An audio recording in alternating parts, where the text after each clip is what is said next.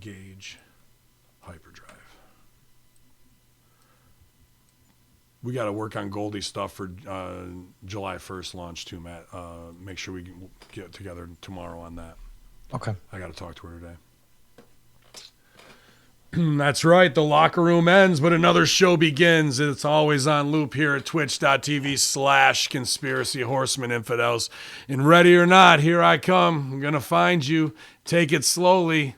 You can't run, you can't hide because it's the Conspiracy Horseman. No, it's not. It's Light the Fuse. It's twitch.tv/Conspiracy Horseman, the home of Hamin Media live streams. And I'm here with Chris Silvio, MSG, and it's Hacker Hamin flat off vacation, but we're still back with more action for you infidels here. HackerHamin.podbean.com. Yalla.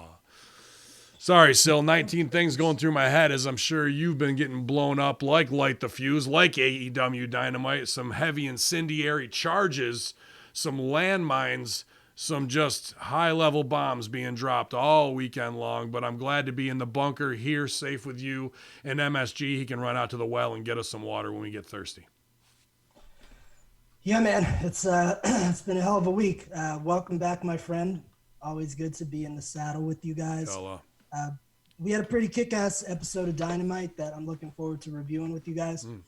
But more than a wrestling show, as much as I love wrestling and I like the AEW product, we got some heavier shit we want to talk about before we get into our show review. Last week's been heavy in the wrestling world, and I have some things I need to get off my chest, and I want to use this forum with my friends to do that. I'm just sending out a live link right now. So before we get to that, I want to throw it to my boy MSG. How you holding up in all this, man? You know, I'm doing pretty good. Under the circumstances, I wish that you didn't have to come out and have this conversation. Ben didn't have to have this conversation. But it is definitely a conversation it needs to happen. While you're doing that, just to give an update here, the CHOP area has been officially disbanded. The organizers peacefully did go over the last 24 to 48 hours, and the Seattle police will be moving back into their precinct here within the next 10 days. So just thought I'd give an update there on the CHOP situation. I've been disconnected from that, as we've been getting blown up in Messenger, man. Anybody get hurt, shot, anything like that?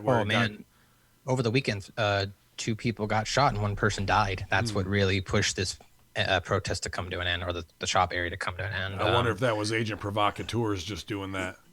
There's a lot of speculation that it was Proud Boys or KKK that shot somebody because it was just somebody who got shot. The people picked up his phone, like it was still streaming when he got shot. So like they picked up his phone, and the people that were picked up his phone were all dressed in camo, white guys. So that's what the speculation is right now, but they were part of that. Other than that, though, I'm doing pretty good. Of course, my name is Matthew Schaffer. You can follow me on Twitter and Instagram at Matthew_Schaffer. Before we get started, of course, want to thank our sponsors, the Broasters. Go ahead and pick up yourself a glass of delicious Broasters Russo Bro coffee. And, of course, Zordos olive oil. Get yourself the finest Greek olive oil. ProWrestlingTees.com/Ben Hamin, BWSTV, SEG shirts. And Greek God Papa Down. Obviously, I'm wearing that shirt here live on Twitch.Conspiracy Horseman. And, of course, go to Chris Silvio's Superstar Seminars. Okay, plugs out of the way. Mr. Silvio, take it away. All right, guys. I always like to dress kind of cutesy here because Twitch is the place to be for Light the Fuse. But I'm going to talk to all you guys listening as a real man, as Chris Osterfeld, not Chris Silvio. Whoa. And I hope some people are joining us live. I have a friend by the name of Phil Early, and he is an independent wrestler that got into the business later in life, but I've always known him to be a good human being and a hard worker.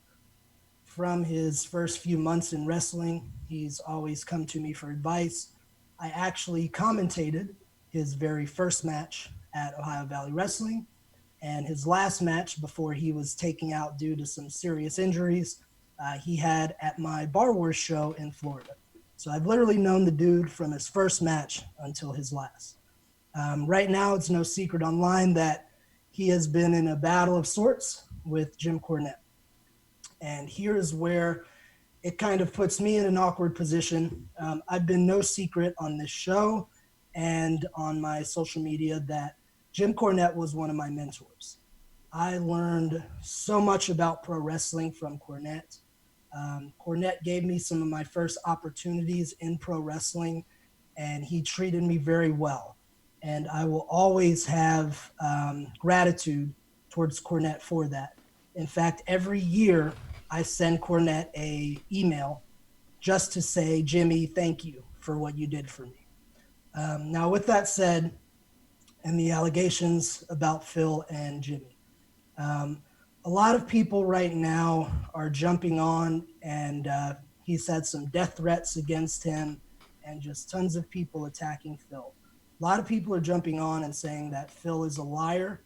He's chasing clout. He's trying to make a name for himself off of going after somebody. And people have done this, so it's not the first time someone's been accused of that. But I will tell you this. Phil Early is no liar. For months and months, Phil has spoken up for people that are victims of various forms of abuse within the wrestling industry. It's something that he feels passionately about. Complete strangers that have been too afraid to out somebody that's done something terrible to them have come to Phil, and Phil has been their voice to tell their story. Phil could care less whether or not he's the biggest name in pro wrestling. And if he were to be, the Phil that I know would want it to be on his own merits due to his matches and his promos, not some bullshit clout chasing. So anything that Phil is saying is something he believes to be the truth. Those screenshots that he shared, he says they are legitimate screenshots, and I believe what he's saying in regards to those screenshots. The person mentioned in it, who's now come public, or I wouldn't say his name, Josh Ashcraft, another friend of mine from OVW, he admitted to being involved in this relationship with Stacey Cornette. And in some way, Jim was a part of this. It's become, public now, and it really was no secret backstage before, that him and Stacey had an interesting relationship. Swingers, whatever you want to call it. I don't give a shit. Whatever you want to do at your home, cool.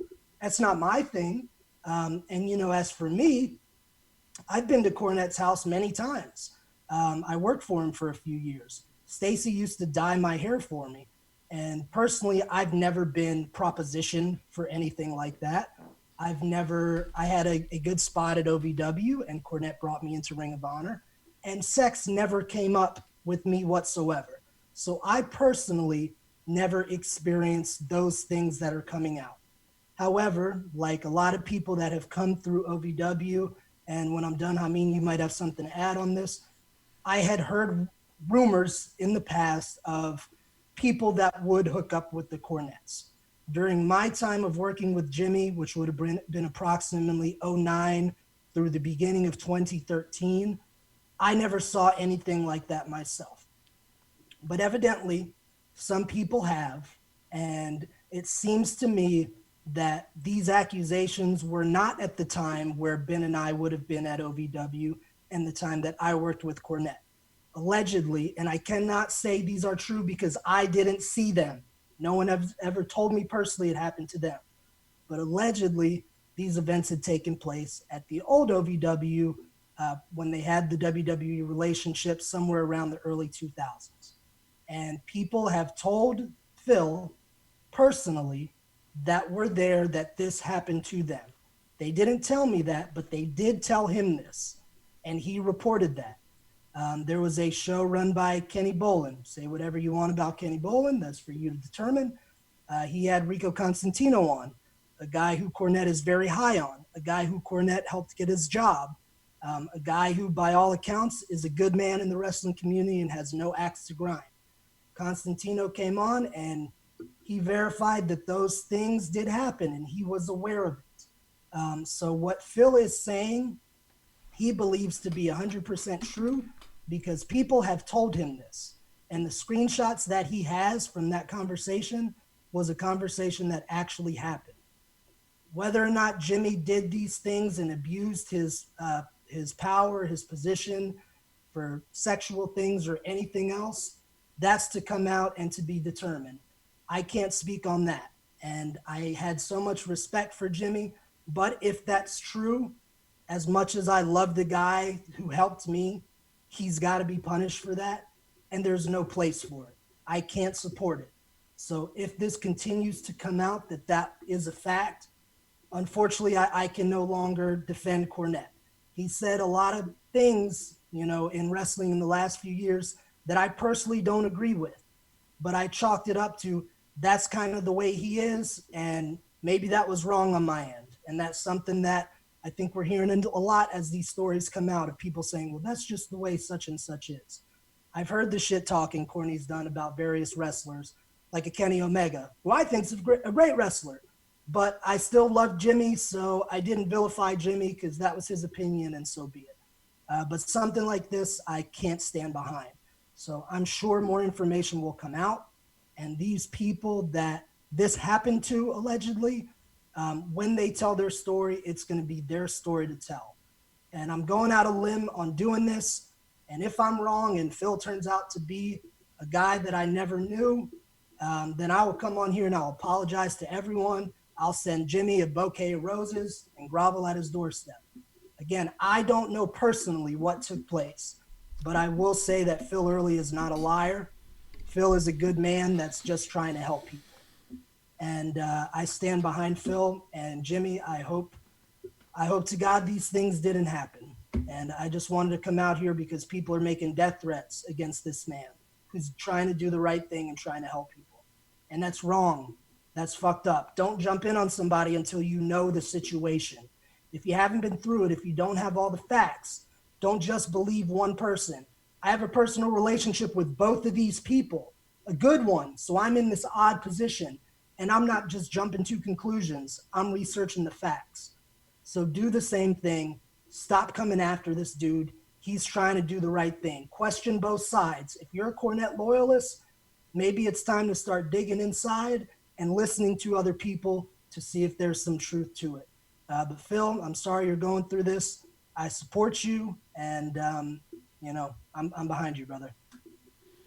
Thank you. That was very powerful, man. Statement to put out there, and absolutely. I know Ashcraft pretty well because he was a fan when we were in the ring, early on 2007, and good dude, and paid his dues in wrestling to get to where he is in OVW as a top manager, a top announcer, refereed. I mean, the guy's put his time in, but at the same time, is there some type of hand-picked grooming going on where they approach these young boy wrestlers? Yeah, there was. And I knew about it 2006 when I showed up at OVW.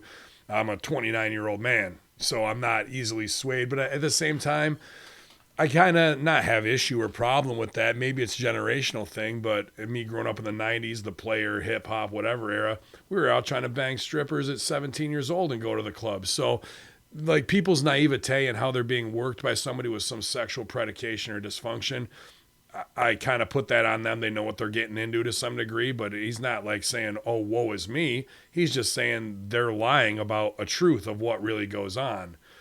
So I definitely stand by him. I don't know Phil, but I know Josh, and I know that Rico spot on Boland's thing had, as Cornette tried to, believe everything you see on the internet, right? Like try to write it off and had a lawyer going after him. That got pulled real quick once the Stooge report came down. And I heard about this in 2007 and the list goes up to former WWE champions and also it's been known about since 95, and people can do whatever weird sexual thing they want to, but when you're doing it as a quid pro quo or your push ends, and there's plenty of those stories that are still to come out, not just these lesser known talents, and fame shouldn't dictate on how credible your story is, right? Like that's these marks. And let me ask you this, Sil, with this type of behavior, is it beyond Cornette to have some sleeper cells of his own to green light them to be the ones to put the heat on Phil to like try and intimidate him? Some dumbass Kentucky backwoods or Tennessee wrestling fans who they can just fucking drop the pebble in the pond that way. I wouldn't put it past him based on the other behaviors that I've seen. I don't know. I'm not sure if Cornette would like vocally say, hey, you guys go after him, but I know he's got a very loyal group of followers. He has that Cult of Cornette page, me being, you know, somebody that worked under Cornette for a long time and always respected him, for a time I was on that Facebook group of, you know, Cornette memes and funny stuff like that. I've since removed myself from that group due to these accusations, but I don't know if it's Jimmy telling them, but I certainly know these people, whether he told them or not, would still go after Phil just because they support Jimmy blindly. And that's just one of the things I think right now is fucked up in America as it is. And I don't want to get into politics, but it's the same with Republican, Democrat people who support Trump. They will just go in with somebody just because they like the person without considering facts. Yeah, Epstein all the way. And like I said, I cover this pretty in depth with Strangler Steve on the Friday Locker Room. I know you guys are watching live here Thursday for Light the Fuse, and definitely want to give Silvio his time. As great of a coach as he is, he's also made it, a place where if anyone has these types of issues in their past, that you can go there and know that your identity and what you need to do will be protected. And Silvio will try and help you find reciprocity, peace of mind, or any advice if you're just looking for a port in the storm from a friendly voice who's not going to exploit you further. The Chris Silvio on Twitter, you guys, a great resource and someone who's really got his heart in the right place to help people who may be in this type of situation. I want to propose one other thing because, and I know, Sil, you're not going to like this, but this I is have me. a follow-up question when you're done with that. Sure, Sorry, this is me from promoter side and just what has to happen. All this is going on 3 years. SJW, Women's Revolution, Equality. Let's get them in the ring nonstop. We want our spot. We're breaking out. Still not a draw. The girls can't work as good as the guys. They want some. I'll say what have you. Even if you spent 5 years, it's not going to get there to make them the draw. Now all this is coming out, as it should, and I'm not trying to protect scumbags in the biz by any means. But as a promoter, you might have your little personal things, but here's what's really probably is, should, and is going to happen. The women and LGBTQs in the industry who are pushing all the limits, or BLM. I don't think the BLM guys will get it as much, but those two other groups who want to normalize and push an agenda on you, they think that tearing this down is going to make equality in wrestling and a beautiful new rainbow community. You know what it's going to do? It's going to have the exact opposite effect. Real promoters are not going to put themselves out there so someone can come talk shit about a microaggression that they didn't even know happened that will ruin their company because we have women in the locker room who want equal opportunity, or some SJW act that's half queer that walks the line who may have some skeletons in their closet. What's going to happen is girls are going to go back to having one show a year, the Girls Grand Prix, and they're going to be working at the Berwyn Eagles Club on Shimmer and Shine, because no one is going to want to risk it that they could be torn down because somebody's going to do some dumb shit. So the locker rooms will be tightened up with guys that are either dirtbags and will keep their mouth shut like the mafia, and the soy boys will be kicked the fuck out. Or it's going to be just the guys that are married guys who probably aren't going to do that and become a liability. And maybe you might book a Mickey James versus somebody who's a ticket seller. But all these girls who thought they were going to come up and share the locker room 50-50 off this inequality and stooging and all this virtue signaling, it's going to have the complete exact opposite effect on the biz in the next 2 years. And girls are going to go back to a specialty act on a girls' specialty show because they're too much liability to do it. And that's not a misogynist reason or what have you. It's just the fact that I'm not going to give the world the opportunity to get my balls caught in a bear trap in front of everybody. I'm going to eliminate that myself, and that's an easier way to do that than trying to create a safe space where I can't control what's going to happen. Now, I believe that all this stuff with the abuse and everything needs to stop. These motherfuckers need to be called out, and they need to get the hell out of wrestling. I don't want them in my locker room. If I'm on a show and somebody like Joey Ryan shows up, I expect everyone standing beside me to say, you are not coming in this locker room. Get the fuck out. With that said, I've known wrestling for a long time. I studied it forever. I've been in it almost 20 years. As much as this movement is a great thing that I support fully, I can see everything that's happening putting another black eye on wrestling, similar to how the steroid trial did. Sure. And it making business very tough. I could see the WWE stock going down further. And I know even up to high levels, they're having these discussions. But in my opinion, it's something that needs to happen. And we may see more women's only promotions out of this. I'm optimistic. I want to see us bounce back. Right now, we can't do much with COVID, but I want to see us bounce back and make a bigger, stronger wrestling. My buddy Bob Evans put it eloquently. We're not going to have a bunch of choir boys. Everybody makes mistakes.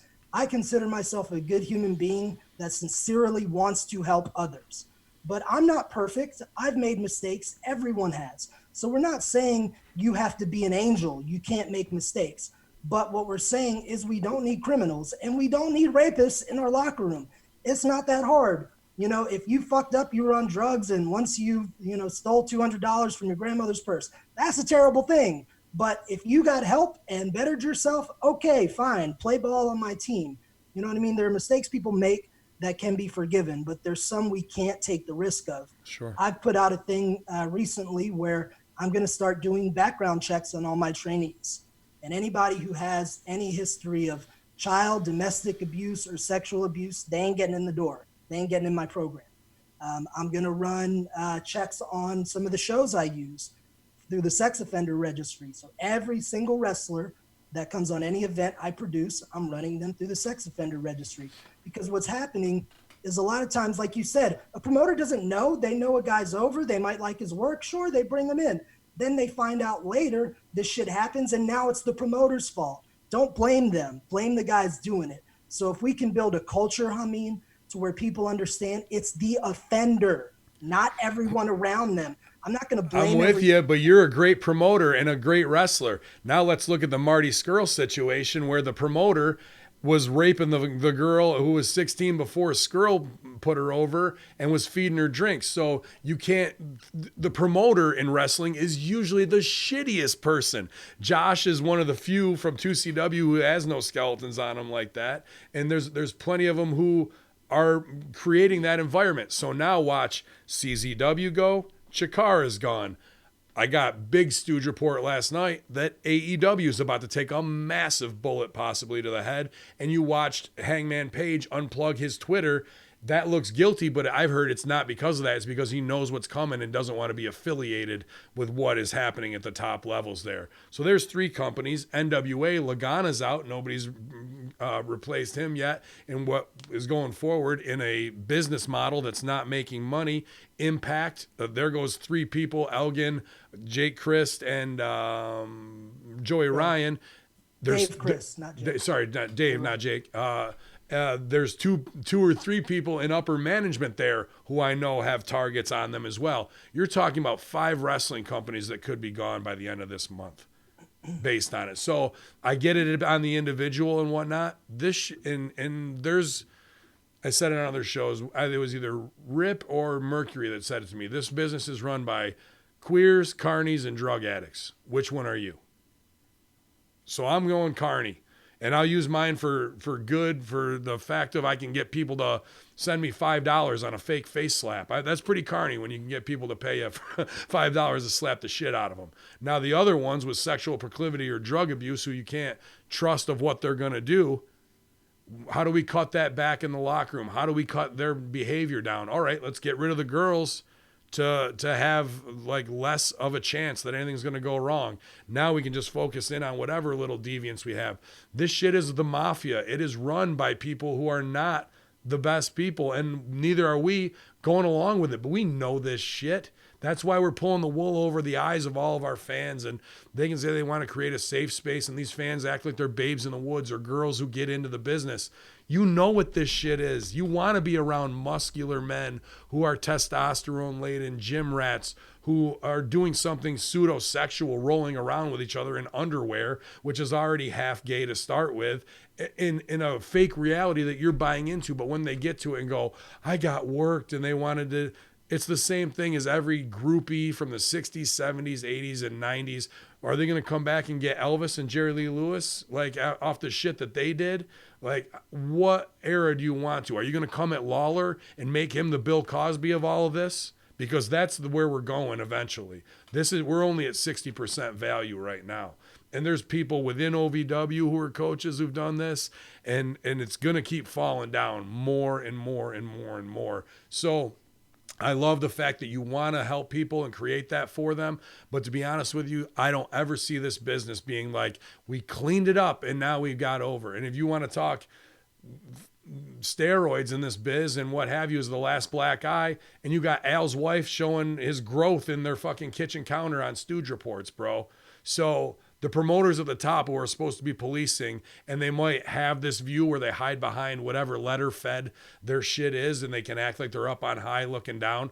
95% of them are just as big as shit bags. And I can only vouch for maybe 2 or 3 promoters that I've worked for who I know are probably not going to be on that list. So even while people want to virtue signal and go at everybody else, they still don't have a goddamn clue. And those in the business are fooling themselves of what they really are, how they got into it, and what they did or didn't know was happening.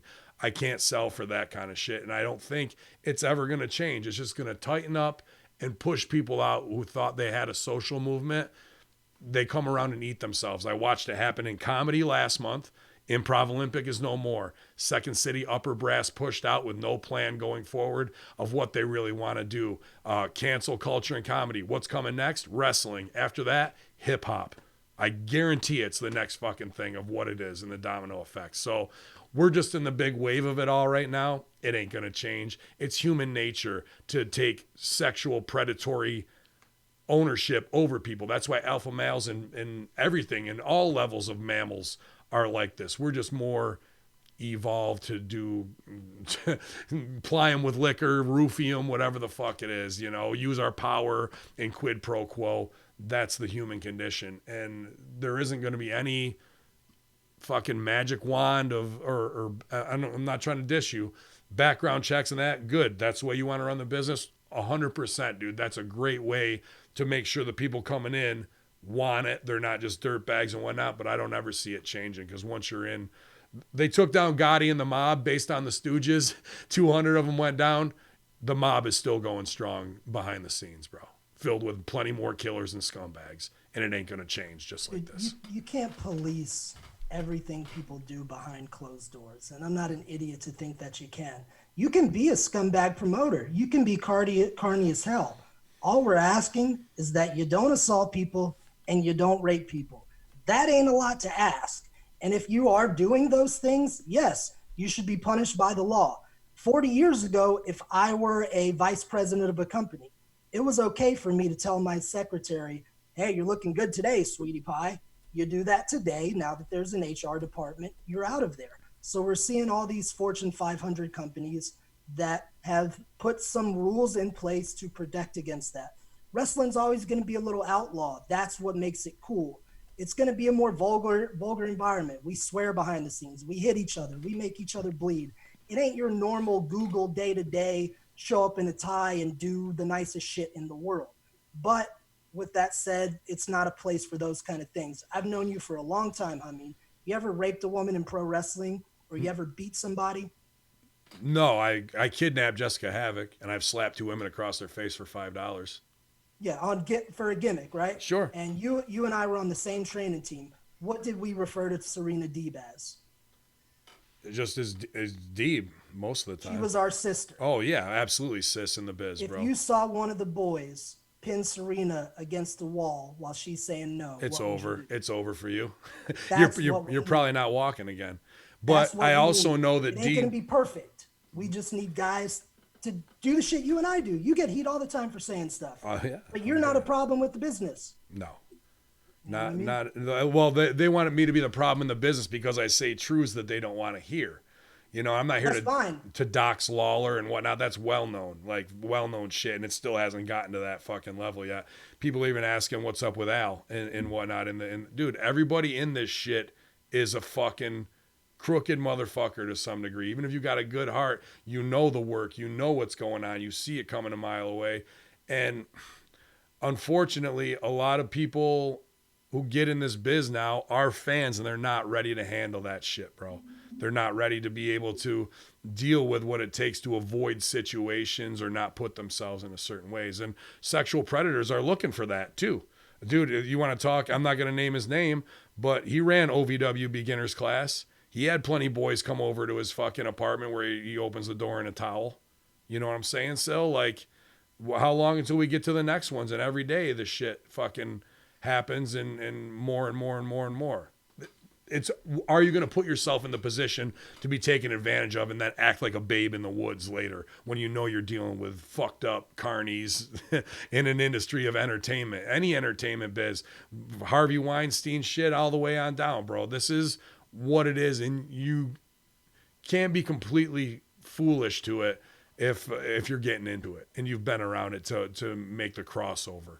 So there's mea culpa, definitely more on one side than the other, but I can't buy into some of these virtue signaling things when there are actual bad things going down for people. You know what I mean?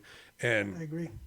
And with the squirrel situation and whatnot, I am a little too close to that. So like I say, just like you with Cornette, I don't want to pass judgment on people. I will dance on the graves of David Starr, Ryan Satin, fucking not on Cornette, because I tried to reach out and smooth shit over. And they wouldn't get back to me, and now the truth comes out where I try and do good biz all the time, and Lagana as well. I'll fucking tap dance on all of them, bro. Like they wanted to fuck with me. I sat back on the hill for a year. Now they're running out of the inferno with their hairs on fire, and I wouldn't piss on them to put them out, bro. And fuck them all. Get out of the biz. You're all fucked up. I got one more thing I want to say on coaching, but Matt, go ahead. Did you want to weigh in real quick? Yeah, I just wanted to jump in because I think the common question that's going to be asked by, maybe outsiders, common fans. Now, I know this answer because I sit under both your gentlemen's learning tree, and I have an idea that I understand that the wrestling industry itself is a mob mentality. However, the question that's going to maybe come up when some of these bigger names start to come out is, why didn't anybody say anything? And is it, you mentioned that wrestling's not going to get to a point, Ben, where you believe it's going to change. It's just going to become even more privatized. Mm-hmm. Is there ever going to get to a time where people are going to feel comfortable enough to speak out and put those people on the chopping block? How are you supposed to be a bad guy? How are you supposed to be a bad guy in wrestling if everybody's exposed as a nice, good boy? And we all da-da-da. Dude, you want the fucking villain who's going to kidnap your wife and tie her to the fucking train tracks. And guess what? Most characters, not me personally, because that's the villain I kind of am, are turned, they say, what do they say? Turn up what's already inside of you. So, and I don't have any information on this kind of stuff, but if I look at someone who does I could be wrong because Rico did it and he's not, but like a sexually overt character in AEW, chances are, if that person's turned up, they've got something going on. Velveteen Dream, walking that line. Where are we? Texting 15-year-old boys, right? So you got to fucking be smart about what this is going forward.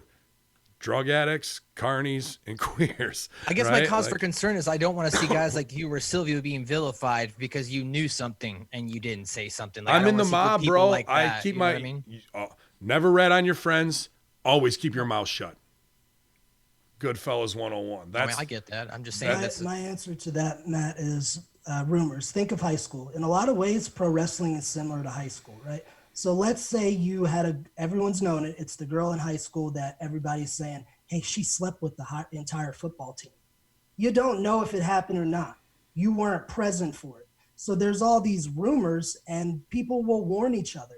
If I know somebody has a bad reputation, I'm going to tell my friends, hey, stay away from this person. And I'm going to tell any women that I know, hey, don't do business with the guy. The reason why people don't speak out is because they're afraid of retaliation. They're afraid of that if I call this promoter out, even if you didn't see it, and I'll be honest, I've never seen with my own eyes anything like that in wrestling, but people get afraid. If I call him out, well, what if he's friends with Paul Heyman or this person or this person? And by me speaking out, I'll never be able to work in wrestling. One call, bro. And they set you up for that. They want you to know that info. Someone will tell you some salacious shit to test you to see if you'll go stooge. And if you don't, now you're in the inner circle and you can fucking be around the locker room and who's that fucking kid? Okay, he's cool, man. He knows what's up. And now you're in. Not that you got to go be a dirty person and have dirt on you, but and you're going to fucking shut the fuck up.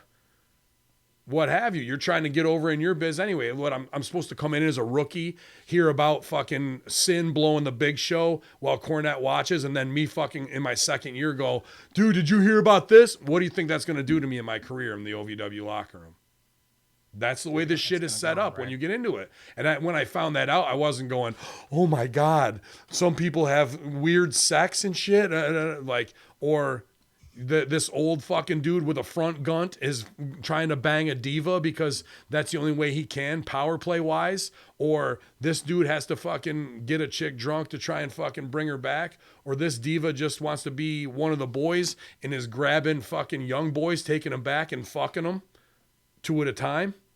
Like, who are you going to drop that on? It's just the circus of everybody's fucked up. And then you hear some crazy shit, or the boys bring back 2 girls and they're banging in the fucking apartment, dude. Like, this is young people, testosterone, rock and roll, celebrity lifestyle. Not everyone's going to go, just got done with my match. Who wants to go back and watch Adult Swim with me? Nick at Night's on, you guys. We better sleep in for the fucking morning. Meanwhile, in the ring, they're going, woo, limousine ride and jet flying. Fucked every girl, Space Mountain. Where the fuck is that accountability? We got to fucking toe some line that's been set up. I'm not going to sell for that. Not to these SJWs who got in the business and think that they can fucking dictate now. Get the fuck out of here. Wrong. And, wrestling, people want to make wrestling all inclusive. And wrestling isn't for everybody. It takes a certain person to be able to deal with the physical strain that comes with it, the road schedule, being away from family. Strain. So it's not emotional. It's not for everybody. However, I believe it is for anybody. It's not for everybody, but it is for anybody who's willing to put in the work, who has the heart to do this and the mindset to deal with some of the bullshit, fight against it, and keep going. I want to say one line on the coaching thing, but if you're listening to us for the first time here, one of the things I love about Hamin, who I've been friends with for 10 years, as you can tell if you've been listening. Even though we've known each other for 13, but we've only been 10. Yeah. He only liked me. He liked you the first 3. He and I are good friends, but we traditionally have differing opinions on things. However, we are able to civilly discuss this and get our points across. If you listen to our AEW review, there's a lot of shit I love that he hates. But that's what we need. We need to be able to have discussion and not hate somebody because they have different opinions. I know he's a good human. He knows I'm a good man. So if we don't agree on anything, who gives a fuck? We're both being good people. Now on the coaching end, and I will say this, I got something for you. If you are a coach that is, hang on one second. If you're a coach that are abusing your students or you are using your position to fuck people up mentally, boom, fuck you. Okay, that's not your job. I've been coaching people since 2004. Before I even had business coaching anybody, I was coaching the wrestlers at Richmond Lucha. And for about 10 years, I coached people for free, for nothing, just because I wanted to pass on what I thought was the cool art of pro wrestling. And if I could help somebody get better and get booked, that's what I want to do. Now, as a man and a businessman, I would love to be able to do that thing I have passion about that I did for free. I'd love to be able to make a living for the rest of my life doing this and raising good wrestlers and raising good human beings. When I retired from active wrestling after I had my concussion issues, which are well documented, I made it my goal that by age 50, I was going to be the #1 coach in America. And now that I'm seeing all these people dropping and we're seeing some people that turned out to be shitbags, I decided I'm cutting that goal in half drastically. I personally can't change the world. And like Hamin said, there's always going to be shitbags and there's always going to be a battle and a hill to cross. But I'll say this, as a coach, I'm going to work with everyone to make them better. I'm going to make sure that when you're under my roof, I treat you with respect. Everyone around you treats you with respect. And if you're willing to put in the work to learn this shit, I'm going to make sure you learn it and go to bat for you. I can't control what all these people are doing. And I'm no fucking saint. I've partied. I've done my fair share of stuff, but I never hurt anybody, and I never will hurt anybody. So if you need a good coach who knows what the fuck he's doing and cares about you in this business, I can give a fuck what these other guys are doing. I got you back. I'm taking the lead. I'm going to put this shit on my tie-dye back, and I'll carry you motherfuckers through the next generation, because I love this business, and I love fucking every wrestler who has the balls or the fucking tits, whatever you want to call it, man, woman, non-binary, who has, you know, has the stones to get in there and do that. If you want to learn, I got you, and I ain't going to let nobody fuck with you. And that's all I got to say on that. No, 100%. At the Chris Silvio, there's no better mentor and a proponent to say yes you can to your dreams, man. I love that, bro. And always some phony wrestling will never get in between opinions between our relationship, and it shouldn't on yours at home with politics or whatever the fuck it is that's so divisive, that's driving people absolutely mad. Some of my brothers online from OVW losing their fucking minds over shit, screaming at people who are their friends online, like unfriend me if you. Well, dude. It's a pretty safe argument when you're going at all the people who know you. Go out and change some fucking minds of people you don't know. Then I'll be impressed with what you're fucking saying, you know? I just don't think that the girls or whoever have it in them to start the LLC, the corporations, to start their own companies, to make sure that's going on. What needs to happen is a Chris Silvio, a Ben Hamin, a Josh Enere, a Strangler Steve, a Vince Russo, a Stevie Richards need to move right into that Lagana, Skrull, whatever spots. Because if that really... all the other stuff and outing people isn't going to change anything. You need real men who care about the show, the product, who are probably married, ugly as fuck, and can't get hit on anyway to close some 20-year-old snatch or whatever. And guess what? Then we're off to business. Not the other shit of being one of the boys and all that half of these promoters want to be that set this shit up there. There's real men left in this business who have been waiting a long time behind closed doors because these scumbags are on the highest level and they got dirty each other. Now they've cannibalized themselves, and guys like us are beyond reproach. You can't come at us with nothing. What do you wanted to show some $5 face slaps? Show them. And yeah, they all agree to it, and they're shocked that they got mollywopped, but maybe that's what you need too, to get your head out of your ass real quick, because this is an entertainment business, and in as far back as you can go, it'll always be corrupt. But there's going to be good directors if they put them in the right spots. And fortunately, about 25 of the bad weeds got pulled this weekend. So. And real quick, there are some women out there that are putting steps in place, and I want to see what they can do. I will say this: will they have their Shimmer and Shine videos before that distributed by Rob Feinstein and No Sex Offender? Well, they want it one way. They want it one way. This one has nothing to do with Feinstein. Okay. Our good buddy Outlaw, my good friend Ben Wood, his partner Brittany now owns a promotion in New Orleans. They got a local TV deal. They're doing around 400 a show. Okay. Doing great business. It's female run. Our OVW training buddy, my ex Josie, she runs Queens of Combat, a very successful women's promotion for years. So if we get more of those people who know what they're doing, I think there's life to it, and I want to see what they can do. You think it's going to come out on the other biggest female promoter ever, who was a flop, and she definitely used her power. She definitely used her power like a man would, but where's that fucking shit? Where's Trish Parker and Allison Kay and all them fucking going after Dixie? Like, they want it both ways, and they cannot have it that way. You're right. Like, so there's a lot to this. There's definite victims, from Ashley Massaro tragedy at the top to whatever Lawler's done in his career, and then, that hasn't even come to light yet. And, we're only at the beginning, but people want to jump on this shit when it's safe enough for them, and I get it. Right. It's embarrassing stuff to some degree and scary, and then there's some people who are just dumping on it on the indies to get a fucking empathy metric now from it. Nothing really even happened to them. Some DMs shit, and we need to let the dust settle, because there's a lot bigger fish to fry on that. So, but y'all, we're gonna fry it because it's getting hot in here.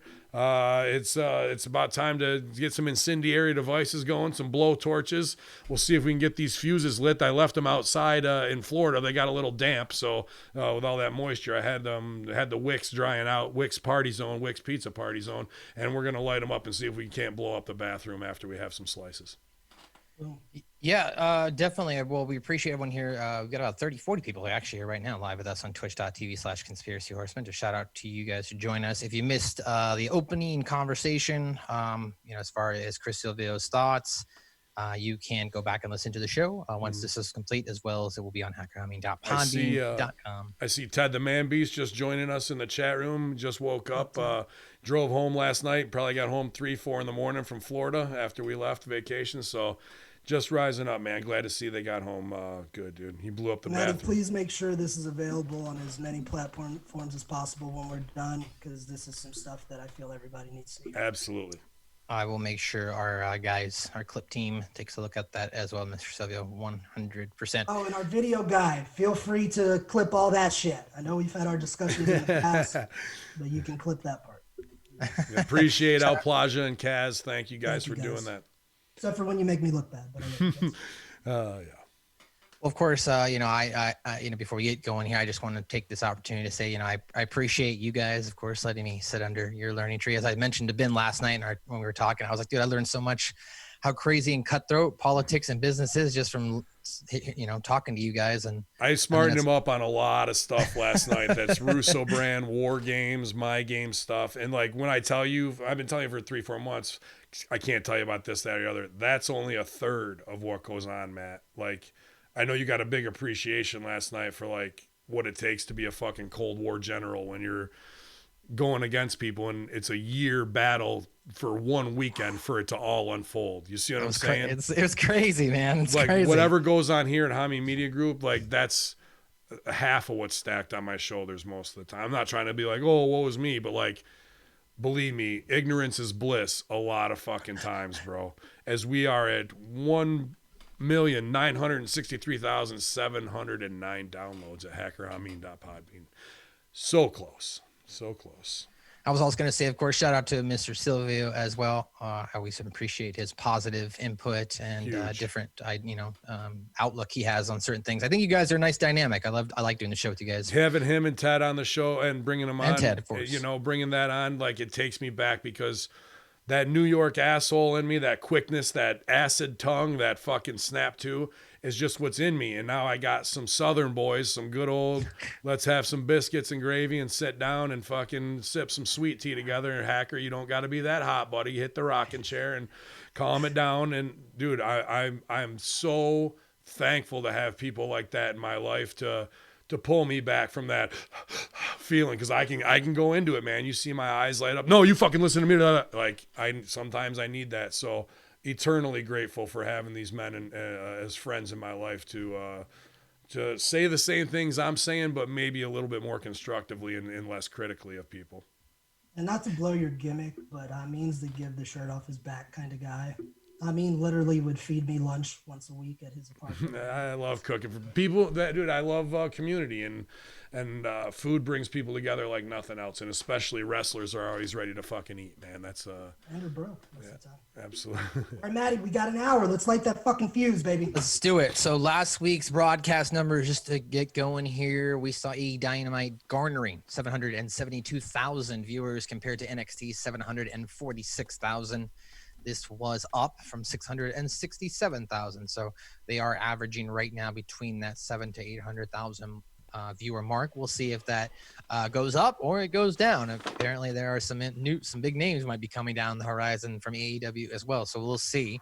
Of course, tonight's competition, more mainstream news coverage of all of the Black Lives Matter protests, the George Floyd protests, COVID-19 pandemic. But their YouTube viewers were down significantly, from 3.5 million to 1.3. So it was a huge drop off in their YouTube numbers. I would also say that on this week's Being the Elite, which they put up one day late, normally it drops Mondays. I'm assuming with everything that came out over the weekend, they wanted to take an extra day just to try and be as sensitive as possible. In the description, though, of this week's Be in the Elite, they apologized for having Joey Ryan on their show. They didn't say his name, but they said, we apologize. For posting the show late. We're taking this time to go through and remove said individual who is a sex offender. Just as you and the fans are, we are disgusted that we've ever associated ourselves with said individual. So that was the only real thing I've seen from AEW other than the, minuscule company jargon they put out via Twitter about we take things seriously and, Havoc going to rehab. So that's everything leading up today, guys. AEW, here we go. Yeah, I mean, the Havoc thing was one of the, I already forgot about it. Like, that's how much this shit is rolling out, you know what I mean? I did kind of pop, though, when the one dude tried to stooge him off. He goes, oh, yeah, and I went up to him in a show afterwards and told him he had a great match while he was drinking, and he just punched me in the face. That fucking makes me laugh, bro. Like, heels up, baby. Like, get the fuck away. Like, you're obviously not scared of me if you think you can come right up to me and fucking get my fucking dropped him. I don't know. It was highly inappropriate, but it was fun. Yeah, I love that shit. I love the visual in my head. That's all. Just heels up. Sure, he might have done other shit. I don't know. I don't know the guy. I think the Sammy Guevara rape thing is ridiculous for them to pull him off of that. Sticks and stones. He's 19 years old. It's fucking words. Sasha didn't really come at him. That's selling for WWE. They could have done a simple apology with him. Could have turned him baby right there. Used him as saying, I was ignorant. I know a lot of this is going on. Let's address it. And he could be the one to go forward with it. I think that's a They've got the Matt Hardy saga going on, Matt. They could have brought that in. See, I told you, this guy's being a bad influence on you without even have to say it, right? And flip him baby. A lot. And so them selling for it's ridiculous. I heard Hangman turned his Twitter off because he knows what's coming, and that because he was a teacher, that's a weird thing for him to do because it makes him look guilty, like he's got something to hide. But I heard it's all because of good intention, because he knows that there's a big fucking train barreling down the tracks at him of bad PR. And he's heading into the bunker right now. Yeah, exactly. But it doesn't look that way to the marks. It looks like he's guilty. It's because he's disassociating with what's about to come if it drops, from what I've heard. So, and here we are again. So, like, what do we do here? You want to have the argument, fucking AEW, where are we in the stooge? Because people are like, oh, you knew about this shit, but you didn't say nothing the whole time. And here we are not doxing people because you've got students who want jobs, even though we're saying it's a safe space. But the top people there are the ones it's going to fucking drop on. And we're saying, tell. But here we are on the review show, and I'm not saying the names. Are you? Well, I mean, I don't mean to interject. I was just going to say, in fairness to you guys aren't police agents. You're not gathering evidence and data. You're not lawyers. No, but we're in the locker room. You're not even marked journalists or dirty journalists. I misunderstood the question. The question is we're saying here's a safe space, and there's scumbags who got to be drummed out of the industry, and then there's what if names that are highly possible and probable that are going to not drop in the next 2 or 3 days, and we're still kayfabing them because we're in the biz with people we care about who your students might get fucked over if we drop those names right now by heat by association, or the fact that we might never get a gig there. Like that fear of wrestling that's inside of us where we talk so much like we'll fucking take care of it. We'll be the guys in here. I know 3 names that could drop right now in AEW, and I'm not saying them. So that's mea culpa, but that's me as the fucking mob hitter, El Capitan, and that's just the game I'm going to play, and fuck anybody else if they got something to say about me that way. At this point, to be honest, I don't care. I'm 36 years old. I ain't fucking main event WrestleMania right now, and I'm just going to do shit on my terms. I know I'm good at what I do. Take me as I come, baby. I don't give a fuck. Or not, because we doxed them right here on a podcast of something that they did that's really sexual offenders. And I don't know what that is, but, you know, I'm not going to say it without the proof and that kind of shit. I don't know either. I have no idea what you're talking about. But Manby says out them all, every last one. But I can't do that without the solid proof yet. You know what I mean? Exactly. That's fair. I think that's fair of you to do. I think that's responsible. You as a businessman, someone who runs an LLC, who's got to cover not just yourself, but you've got a whole team of us who are under you as well. So I think that's fair to not think that you're just going to come out and start be like, well, I heard that A, B, C, and D did this. Yeah, you can't do that. I heard Dark Order number 7 shit touched the horse inappropriately backstage in catering. Terrible. That's not good. Well, AEW tonight, we got a lot of, speaking of a horse, this is more like a a dinosaur, a large animal. Luchasaurus and Wardlow start off tonight's AEW match in a lumberjack match. And we've got a good amount of mid-card to lower-level talent out there supporting the match, along with MJF and Jungle Boy and Marco Stunt.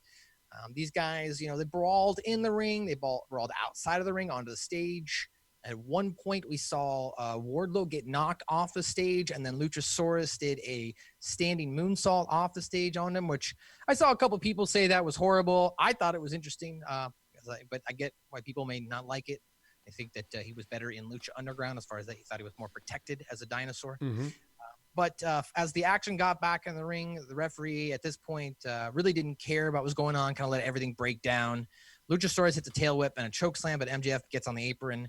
Jungle Boy, though, I thought it's a fantastic spear onto MJF, and MJF just flies out of the ring, and he sells it all, after the match as well. He was friggin' 1,000 miles an hour when he came through there, bro. It was amazing visuals. They do that really well here. I will give AEW that. When they have people coming in from off camera, whether it be Phoenix doing the Ryu kick, or in this case, Jungle Boy spearing MJF, really good camera work.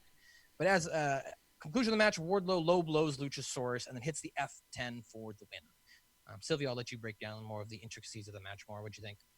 I've been waiting to see these guys hook up for weeks, as I've been saying on the show, and it did not disappoint. I could watch those two wrestle all day because they are two big men that can move. It's not that old plodding match like the Warlord versus the Barbarian, where it's just full Nelsons, and nothing against those guys. They were great in their day.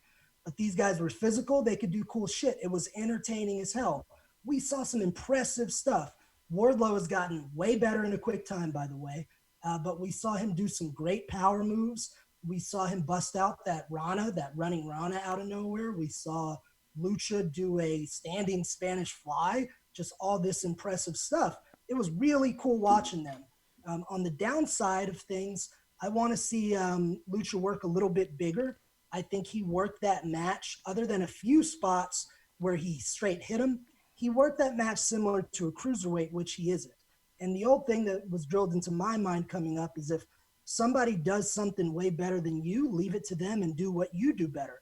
So one of the Jacksons or Mark Quinn can do any flying move way better than him. So maybe Lucha just gets one or two cool things that he could do from time to time, but I don't think he needs to be a flyer.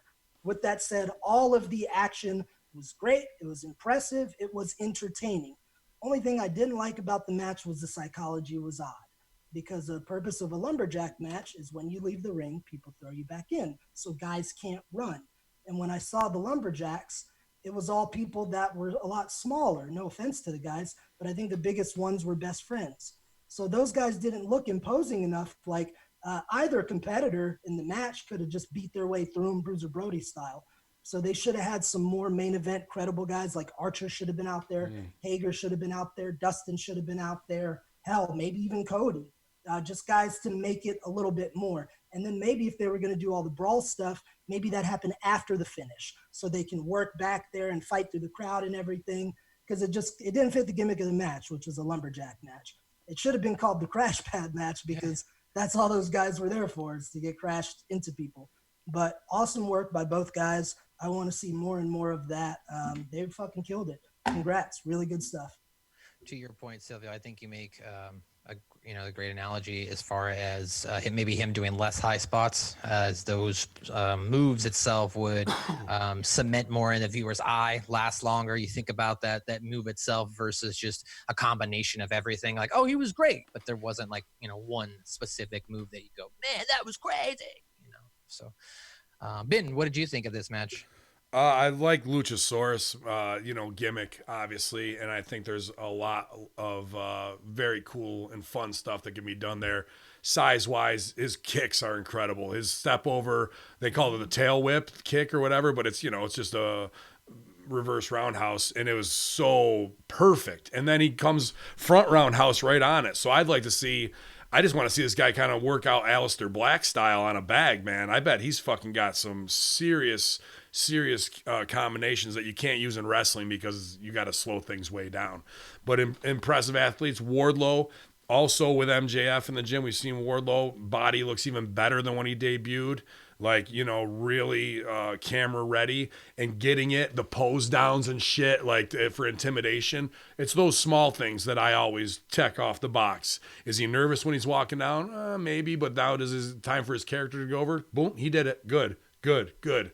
So this really checked off a lot, except for the fact that it's a lumberjack match. And then these guys go out and fight on the ramp. That's a mistake. The gimmick of the match is keeping them in the ring. So letting them go out and do the get your shit in stuff where everybody's waiting to get jumped on. Classic New Japan, AEW, ROH, overbooked bullshit for no reason. The match is like Wardlow throwing Lucha out of there or vice versa so they can get him in. And then the babies could get on Wardlow and he could knock one or two out. Lucha comes out and throws him back in. Them going off, that kills the lumberjack match. Why have that? Just do falls count anywhere or something then, because those two guys are monsters too. You really wouldn't have a lumberjack match with two monsters because the little guys aren't going to be able to, like, you better get your fucking ass back in there to the two biggest guys on the roster. So it was more the setup and the working of the match that I had a issue with than anything that went on in it. Technically, finish wise, that Jungle Boy fucking woof spot was like, whoa, holy shit, out of nowhere, man. I liked it. I liked both these guys, and I think they have tons and tons of money written on them and potential in their future, as long as somebody doesn't. Right, what's that? That was a big word right there that you just said. I was thinking that, and then JR said, "There's a lot of money in an athletic big man." Yep. And damn right. Yep. Wardlow is money. Lucha is too, but I put Wardlow in a different category. But Lucha's got even more than money on him than Wardlow because of merch, and then the ability to unmask and become something else completely as well. So I'm not saying like one's unmasked, maybe I would say. Right, one more than the other. I'm not saying like he's worth more. I'm just saying in the fucking. I know Rey Mysterio was making $10 million a year on fucking masks at his peak. That's all Luchasaurus should be fucking concerned with, bro. What dino gimmicks can I make very cheap and sell to fucking little kids? Love dinosaurs. Everybody loves dinosaurs, right? If you believe in them. Like that would be a merch machine. No one would even be able to. I don't think Bullet Club and Young Bucks t-shirts could touch him if he really found something cool to sell to kids. And they need that audience too, because right now it's 20 to 40-year-olds. They need a little Saturday morning cartoon here that people and even though Vince fucked it up with Funkasaurus, yeah, he's gonna get out there and dance. He's a funky goddamn dancer. Like Luchasaurus is a real awesome WWE character. Like, that's something that would go next fucking level. His own cartoon, the whole fucking thing, bro.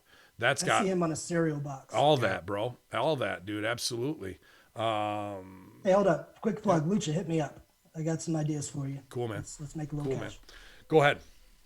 I love it when you guys talk about merch because it definitely gives the context, right?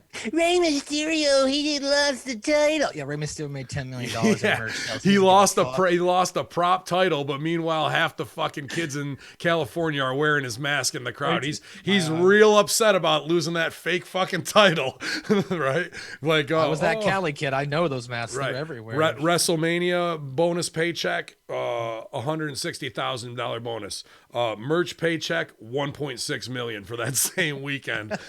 Fuck the match, bro. Right? Like, that's what a real worker looks at, dude. Well, speaking of fuck the match, that's what we got here next. Hikaru Shida versus Red Velvet, as this was like 5-10 seconds. Bell rings, Shida hits a running knee right as the bell rings, followed by a Falcon Arrow for the win. The winner of this match, Shida, immediately right afterwards, she attacks Penelope Ford, who was in the audience. They were kind of jaw-jacking before the match started. Kip Sabian tried to get in between them, but Shida ended up hitting him and then continued brawling with Ford until referees pulled them apart. Willie Malacia noted in the Hamin Media discussion group that in the background, it looked like former NXT talent Cesar Baroni was in the crowd. I'm not sure who that individual is, but that was the segment. Silvio, what'd you think of this?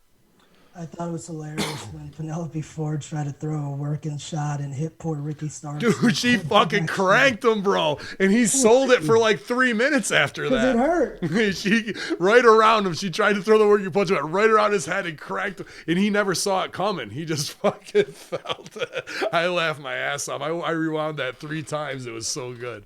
So funny. She did do a great job. Yeah. They need to work on Ford strikes. Dude, I would love to see that backstage, just like when they got back through and Gorilla. I'd be like, here they come. So what's he gonna fucking say to her? I'd be all pumped up. I'd be like, she cranked him. If you guys missed that, go back and watch that one punch. That made me laugh hard. Sorry, go ahead. I will say this though, Ford needs that extra experience as we've discussed. I think her working with somebody like Sheeta is going to make her better. So we'll see what they do. So after that, we do get a press conference here. I'd like to pose a question just to make sure I'm not confused. I thought Cody Rhodes was going to defend the title every week. Did I misunderstand that? Anybody? No, you didn't. I don't. Okay, so he just didn't defend it this week. Instead, we had a Fighter Fest press conference. That was next. Set up kind of like a UFC press conference.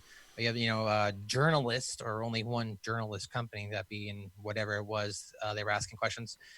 Arn Anderson talks about the TNT Championship match and says that he lit a fire under Cody as they were in the backstage area in the coach's corner. He mentions he told Cody that, the time wasn't right.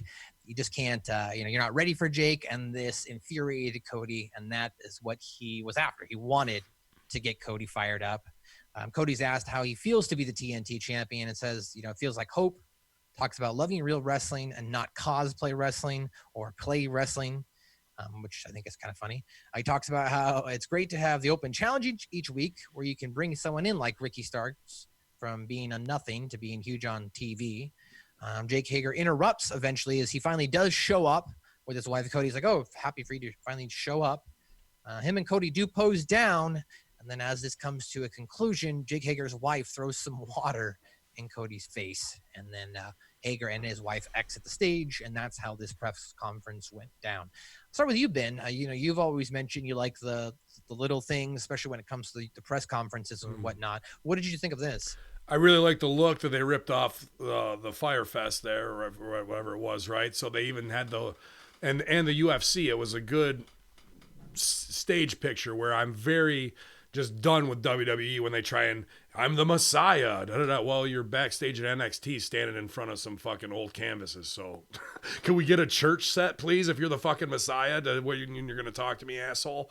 But here we have the familiar setup, the big fight for the title, everybody's stage picture-wise, and the empties. I didn't mind Hager not showing up, but I think that was a problem having him show up. So Arn's promo, very good. I popped to the one thing just because and this is a sexual thing that Rip, back in our thing when he said we got the vein pumping. All I can think of is the vein in the big worm still. He's talking about the vein in his forehead to get him mad and whatnot by saying he couldn't beat him. And Cody's reaction while Arn tells that was good. Like Arn's saying he was right here in his face and he's like laughing it off. In real time, looking back, that was a real moment of show don't tell between them. I could see it in my mind's eye. I believed it. Then it's Cody's time to cut the monologue. And he's either hit or miss with these, bro, and this is miss. It was all acting. It was all trying to be in a movie in the moment, and it didn't come off as real at all. Arn's very calculated. Just a guy who's been there and doesn't have to do it. Cody's was trying to play it up into some big thing and the hope of it all. And what is hope? Who the fuck talks like that? Nobody talks like that, dude.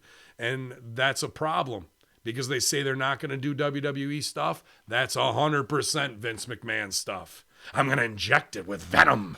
Oh, shut the fuck up, And then even to go and look at the title, and we know this isn't the title.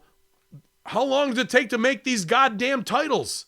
The guy who makes the unbelievable ones in upstate New York here gets them done in 3 days, 4 days. What the fuck is going on that you can't get the TNT title done? And then we have the stage picture with Allie sitting behind him with her arms out to the side. Okay, then here comes Hager, silent, show don't tell. I don't have a problem with it, just to do the thing.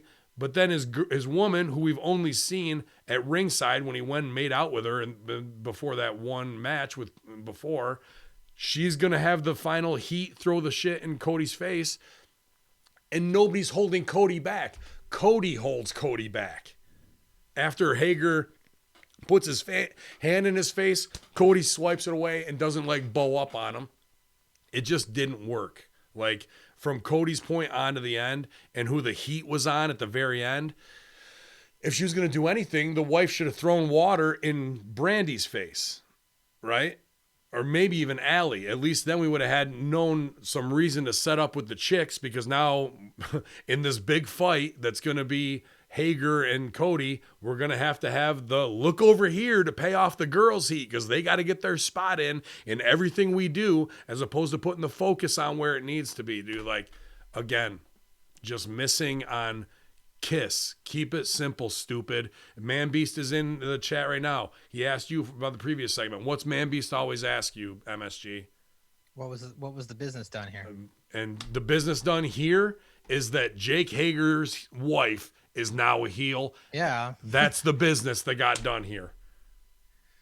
Well, still, before you jump in, I just want to point out the fact that our own Gucci Marinelli in the Hamin Media discussion group got his NWA custom title created faster than the AEW title. Apparently can get theirs made. And he lives in New Jersey. But Mr. Silvio, you are a production man yourself. You not only are superstar coach, but you also run a pro wrestling promotion in Europe. What were your thoughts on this setup? I thought it was a very good attempt. I like that they were trying to do the UFC style, and it also kind of reminded me of the New Japan post-show stuff. I really liked the attempt, and I think it was a launching point. It was imperfect, but I think they can continue to perfect that for future use. I can't tell them exactly how to do it, but I wish there would have been a little more realism in it. Perhaps maybe it was filmed after a show, like maybe they filmed it at the end of last Dynamite and it was more natural, like maybe Khan was there and you had more extras and more reporters asking questions, like just made it look a little bit more real, because we could tell it was, a pro wrestling skit. I really liked Arn's stuff. And Cody, when he first started talking, I felt a little pro wrestling-y, but he did hook me as he went. He did bring it back around. He did get more in the moment. There was just too much. And I started being glued to it. And I've been there. I've been there where I'm mailing it in the beginning, and then even out of accent a little bit, and I'll go back and watch. Go, fuck, I wasn't really on my game. So I don't want to. I came off hard there, but. He's so into Zelda and all that stuff, that fantasy or the comic book. I think a lot of that's too written into what he wants to present, instead of just being cool-ass Cody, which he is. Could be. He started hitting his stride, and I was digging it. And I remember turning it over to Jenna, and I go, I think it's funny that they all have waters. And, of course, we see that happen when Hager comes out. The biggest issue I had with it is it seemed too quiet in the room. So like when nothing was happening, I just heard silence. So again, that goes to my point. If we made it a little more real and maybe had other reporters, we could hear cameras snapping, some kind of noise. And when we did the water thing, which I was okay with, I know Cody was just trying to show that he's the White Knight and he's trying to stay cool. But we should have had Brandy jump that shit. Right, he should have been holding her back. You don't touch my husband. Yeah. We go there. Because now Cody's the one who has to punch his wife in the face for retribution, And then maybe even Hager sneaks in a cheap shot on Cody when he's breaking up the women. Right, he breaks up the women, turn around. Beautiful, beautiful. But I'll tell you the best part of this, and it's just because I'm a mark for swearing, an old man swearing, is they go dark, and after all the melee, you hear the last thing you hear is Arn Anderson go, Jesus Christ. And that was it, dude. It was like the perfect Jesus Christ, let's get out of here. Like, and you didn't get to say him see it, but I laughed hard at that too. But it was good, guys. And I think once they get the hang of doing this thing, it'll become great. So for a first run, I'd say it's a success, but I know they'll keep making it better. So it was all right there. Just the realism in that second part of the monologue killed it. And then the heat on her at the end was the wrong choice. Yeah, and to wrap that up as well, one thing as a viewer that's a dead giveaway is when the wrestler, I guess actor, whoever it is in a scene, very slowly picks up the glass of water, kind of a dead giveaway. So maybe next time, take that out the shot or whatever it is. Because as soon as they both grabbed water, I was like, oh, okay, they're going to throw water in his face. So just a little too, I don't know, a little predetermined for me there. Just, something I maybe don't want to see, or show don't tell. But speaking of show don't tell, in this next scene, I saw different reactions here for this video package. So we have Joey Janela and Sonny Kiss. Now they're driving around. Sonny Kiss is more or less consulting Joey Janela as he's kind of going through a breakdown. Lost his girl, lost his, drinking is kind of at the bottom, the barrel, rock bottom, and Sonny Kiss is kind of there to help him get back up. Lets him drive the car. They pull into a gas station. They go to get gas. Now, a few jerks initially walk up, and they're like, "Oh, you got a nice car. Why don't you let me drive the car?" And eventually, Sonny Kiss and these competitors get into a fight, and then Joey Janela and him come out and make the save, and they're like, "Oh, I could kind of get used to this," and that's kind of how it ended. So my question is this. Now, I saw a couple different reactions. You've got Sonny Kiss, openly is, homosexual. I saw people who were like, I thought that they were going to go in the gay bashing way. I thought that was the whole. Well, it's insinuated. I didn't mind that. I was going to ask you or was this more of a show don't tell? Well, I really like the cinematography here. Reminds me of Paradise Production, whether it's the Lunchables, it's the small things. He's in there getting Lunchables, a whole bunch of them, and it's just the shot of them hitting. I love that stuff. But then they go back out and Sonny Kiss is at the car, bent over with his ass out, and you see, and that, dude, it's a problem. Have you ever been on, not a problem, but you ever been on a show with Sonny Kiss, and you're a straight man, and you look over there, and here's this effeminate gay dude with an ass that's better than any chicks you've probably seen in the last 20 years, and you're like, try not to look at it. You're like, I'm not gay. What the fuck is going on here, bro? Like, so that's really a problem in the world of when trans people, get in a relationship and a straight person falls in love with them and they can't handle the reality that they're in that usually there's usually a murder story or two every month like that of that. So that was a high stakes thing they did there by showing these 4 or 5 younger dudes walking up on what they think is a chick in Daisy Dukes and ass cheeks hanging out, but then they make it about the car, they just turn it into a bullying thing. But that was very high level and smart. That to me was like, wow, now we're talking high stakes, and we did it in a show don't tell thing, because all that registered in my mind in 2 seconds, and they never had to really address it. So that was very, very, very good. Probably the best thing I'd seen on this show of like, wow, we're actually doing something. And then we go into a fight sequence where it looks like it's going to be a gay bashing thing. Sonny holds his own, and Janela comes out just in time for the hot tag to fucking really light him up. Then they get some tandem shit in and does the split, hits the butt, doing the balls. I popped huge. Boom, they're fucking out of there. I thought this was a phenomenal pre-tape, putting these two together. I thought this was very good work. Let me follow up on that before Sil jumps in. Do you think that AEW is going to push forward with male-on-male romantic character?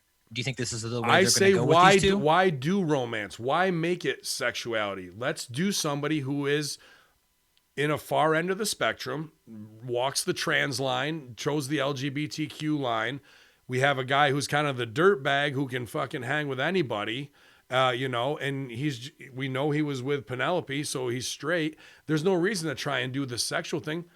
Dude, I've had 2 gay roommates that I lived with in Chicago and in college. Yeah. 2 of my 2 great friends and great dudes never tried to pull anything on me along with those lines. Just show the friendship of straight and gay together, no matter how odd couple it may seem.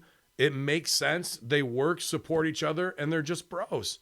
Like that's all it needs to be. I agree. I mean, I had a roommate when I was like 21, 22. His name was Nick. Marines, totally gay. You wouldn't know, but he was gay. Totally nice guy. It's not like ever came on to me or something like that in the middle of the night or tried to get me. You know what I mean? He was just a regular guy. So I agree. I was just asking, because I think I saw some different questions. Are these guys gonna get it on now? Or is that that's the easy thing that way. But here's something where we can take what is a flamboyant stereotype and inject some integrity into it. You know what I mean? And show it for what it could be in a crossing all boundaries type thing. We have a black guy and a white guy, an overtly gay guy, and probably what would look like a trailer park Southern dude who'd be like, fuck that. You know what I mean? Kinda.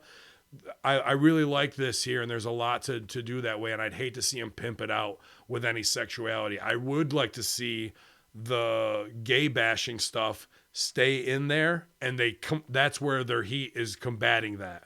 The stereotypes that these two guys can't, or someone keeps inferring that they're together, and we never play into it, but they come together as friends to overcome those ignorances. I think that's the game. Silvio, Sonny Kiss showed some ass in the scene. Did you like it? I agree with what Hamin was just saying, and they should play that subtly and just have it be the dynamic of these two friends. This was perfect. This was Jenna Van Mussel's favorite part of the show. It had everything. It was like an action movie. It seemed like a really cool, like kung fu movie kind of vibe. Yep. When Sonny grabbed onto Joey's neck and spun around and kicked somebody, the move Sonny Kiss was doing looked good.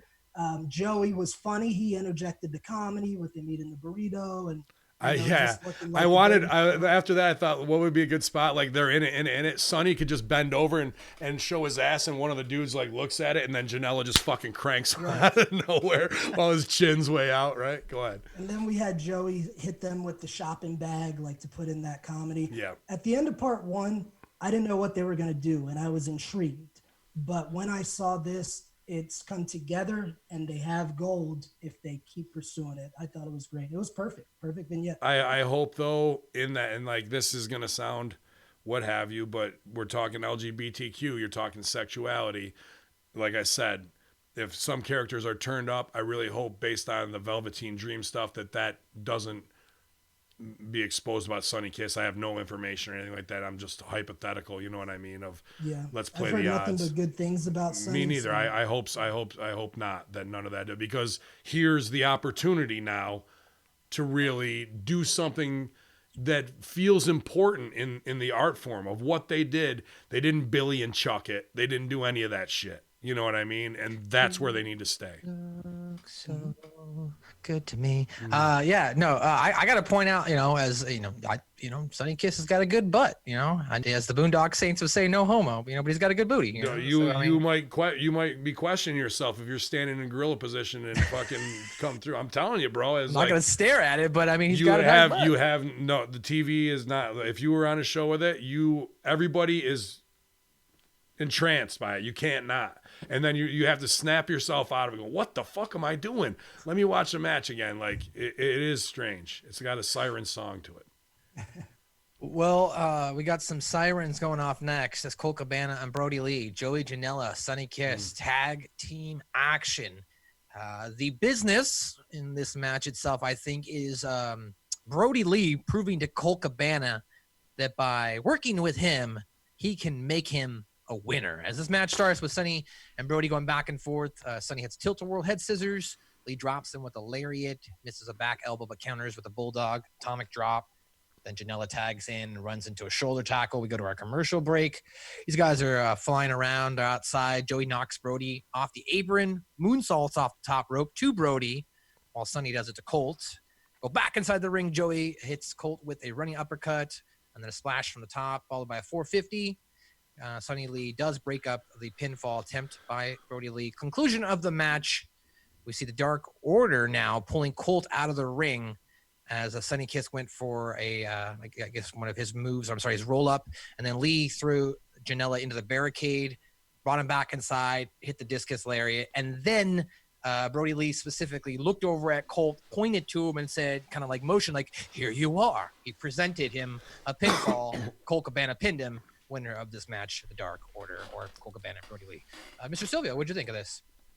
I thought it was cool. This was one of the first times that I feel like recently on Dynamite, Joey's been showing who he is bell to bell. I feel like he had a hard time transitioning from being the guy he is in his promos to being that person in the confines of a match. And that's a problem that all wrestlers go through. I myself have gone through it. But I think with this new direction, Joey's figuring that out. And in particular, he did a spot where he put on his sunglasses, did a crossbody off the top, then went to, I believe, Brodie on the apron, flicked him off, and got right back to business. Those are the little things we want to see. Previously, the last few weeks, we've just seen Joey trying to do the traditional babyface, come on, fire up. That ain't Janela. So now we're starting to see that. They really put those guys over. Even though they lost, they put those guys over. The heels took a lot of offense from them. Sonny did some real cool stuff. I will say this about Sonny. Sonny Kiss had some really innovative offense, but is using a little too much motion. So on some of the spots, Sonny is falling. So if you remember, there was a spot where I think it was a suicide dive or something. Oh no, the moonsault. Yeah. Sonny does the moonsault and then crashes into the guardrail. We saw a lot of times in her high flying stuff or his in the ring, she's taken too many steps and getting in weird position. So it's taking away from the beauty of the move. So I think Sonny has a really good, really good foundation. Keep to that training, get you a really, really good coach that can just fine tune those details. Because I got news for you guys. Sonny Kiss is money to be made. If you do it right and you tighten up like some of the strikes Sonny shows, like the upper body strikes aren't that believable, but some of the kicks are. Fine tune these things to make imagine this, you look at Sonny Kiss and you think whatever it is you think, but when you watch the match, if everything Sonny does looks like it could knock you on your ass, that's a money character. So let's fine tune those things and it'll be damn good. So Sonny, if you need a coach, I'm in your corner. Also, I wasn't sure about the dynamic of Cabana and Brodie until the end. When I saw the way it came together in the finish, I liked it and I approved of it. Because they didn't do much. It was a lot of show, don't tell. I mean, they didn't do much. Yeah, it was. And wins matter, right? So he's not only is he giving the pin, but in AEW on your score, he's actually giving him the one up there. So that and Cabana needed it. So that's an interesting show, don't tell. Absolutely. I thought about it and I was like, well, I'll give him another week because they're just starting the relationship out. But next week, Cabana needs to be in not Cabana gear. He needs dark colors. He had black. Mainly, but he still had all his Cabana bright boom boom stuff on there, and you can't be Dark Order wearing the gear that he's made, especially that's that big fun, pow bang zip stuff. So I'll be interesting to see if they do really switch him to dark after this, because they can't just have Colt Cabana in the Dark Order. He's got to be. I think they should just call him Colt after this and forget the Cabana. You know what I mean? That kind of stuff, and then he can come back with it later. But dude, Sonny Kiss took all the heat in this match, and I liked it. Even during the commercial break, getting his ass kicked by Brodie and the tag outs and the elbow drops and whatnot. I was like, I don't know if I like the booking of this match though, because we just came off this awesome pre-tape where we put this team together, and then we put them in against the storyline of the business of Cabana being recruited by Brodie is the main story, but we also have this story of a new tag team. And man, Beast will tell you right away too, worst thing you can do is split focus on the business, right? So what are we doing? Are we getting the new tag team over, or are we getting the recruitment story of the Dark Order over? I like doing multiple part business, but I do it at the end in a big payoff when all that happens, when those storylines go, not in the same segment where we're trying to do them both. So I would have liked, even though this match was really great and everyone kicked ass and did good business for Dark Order, it shouldn't have been Sonny Kiss and him here, dude, because they need a get over match like they just got in the parking lot, and then they lose to these guys. I think that was out of place, putting those things back to back like that. No, I would. Here's how it would work if we get Maddie, if we get them next week in the locker room, sitting next to each other, and they're reviewing it and they're saying, okay, here's what we did wrong. I know it's our first match together. All right, I got it. This is what we're going to try this week. And then they win or they get a little bit better. That would make it come together. Well, so my point is that, and B says right here, you can only spotlight one thing at a time, one piece of business. So is the business this new tag team? Because they need a win, and we need to show that. So they need a get-over match. And you're not going to get over match on Brodie and Cabana. Cabana needs to be ingrained to Brodie, so they need a get-over match on a team that's not on the push as a new thing. We've just split the focus too much in that one segment is all. It depends what they do next week. That's right. I agree. I was to play on more of that. They kind of split more focus, right? Because afterwards, Lance Archer, then he beats up right, Joey yeah, Janela and then exactly. Then he comes down to Gay Bash, right? Like, I don't know, man. Yeah, it was very confusing there. I do have a serious question. I'm curious, Mr. Silvio. Maybe you'll. Yeah, how are you? Hi, hello. Good to see you. Run in for our friends on Twitch. Excellent. Muscles. I need my rose bed. You can go to her Patreon, Jenna Van Muscles, and sign up to get amazing inside information from awesome female professional wrestler. Check her out on Instagram. She was over at Evan Bourne, Matt Seidel's place, working her ass off in the ring by herself, just doing her rolls, doing her handstands, doing all the fundamentals that it takes for when we're ready to go and get back, that she's not phony, that she's in shape, that she's safe, and she's ready to rock and roll, man. It was awesome, inspirational stuff. Follow Gentleman Van Muscles on her Instagram. Yeah, I guess I can let the cat out of the bag real quick.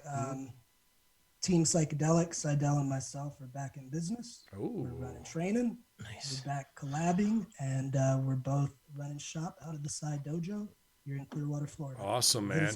Awesome. I look forward to Thursday night ayahuasca training night. It's going to be a good time.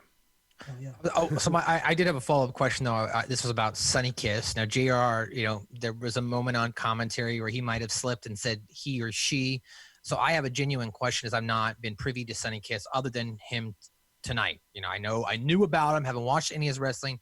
How does Sonny Kiss identify? Does he identify as a male or a female? I got this. Go ahead. He, she, sis, homie, babe. Directly off Sonny's Twitter. So call it what you will. And on the in the That's match, awesome. because I like that. That's great. I'm glad that she's not she not defining herself to a specific label and starting that drama. That's awesome. Sorry, go ahead, Ben. No, I think so, but it also poses the question. So cis, is that cisgender or sister? No, with an S. Okay. Sister. Okay. So if she's a sister or a she, now we have a she wrestling in the men's division, or if she's identifying as a she, that we have an intergender tag team versus a male tag team. Meanwhile, we have another woman with a penis or another guy with a penis who fucking identifies as a woman strictly in the women's division. That's a dangerous trap, Will Robinson, down the road of we need to define things and where we're going to go, because that is where we set up these things 2-3 years ago, but they could come back to bite us in the ass a little bit later based on our own morality or SJW push. So that was an interesting question, because I did hear JR call her she, and then they referred to her as he. So I'm like, okay, is that going to get somebody heat?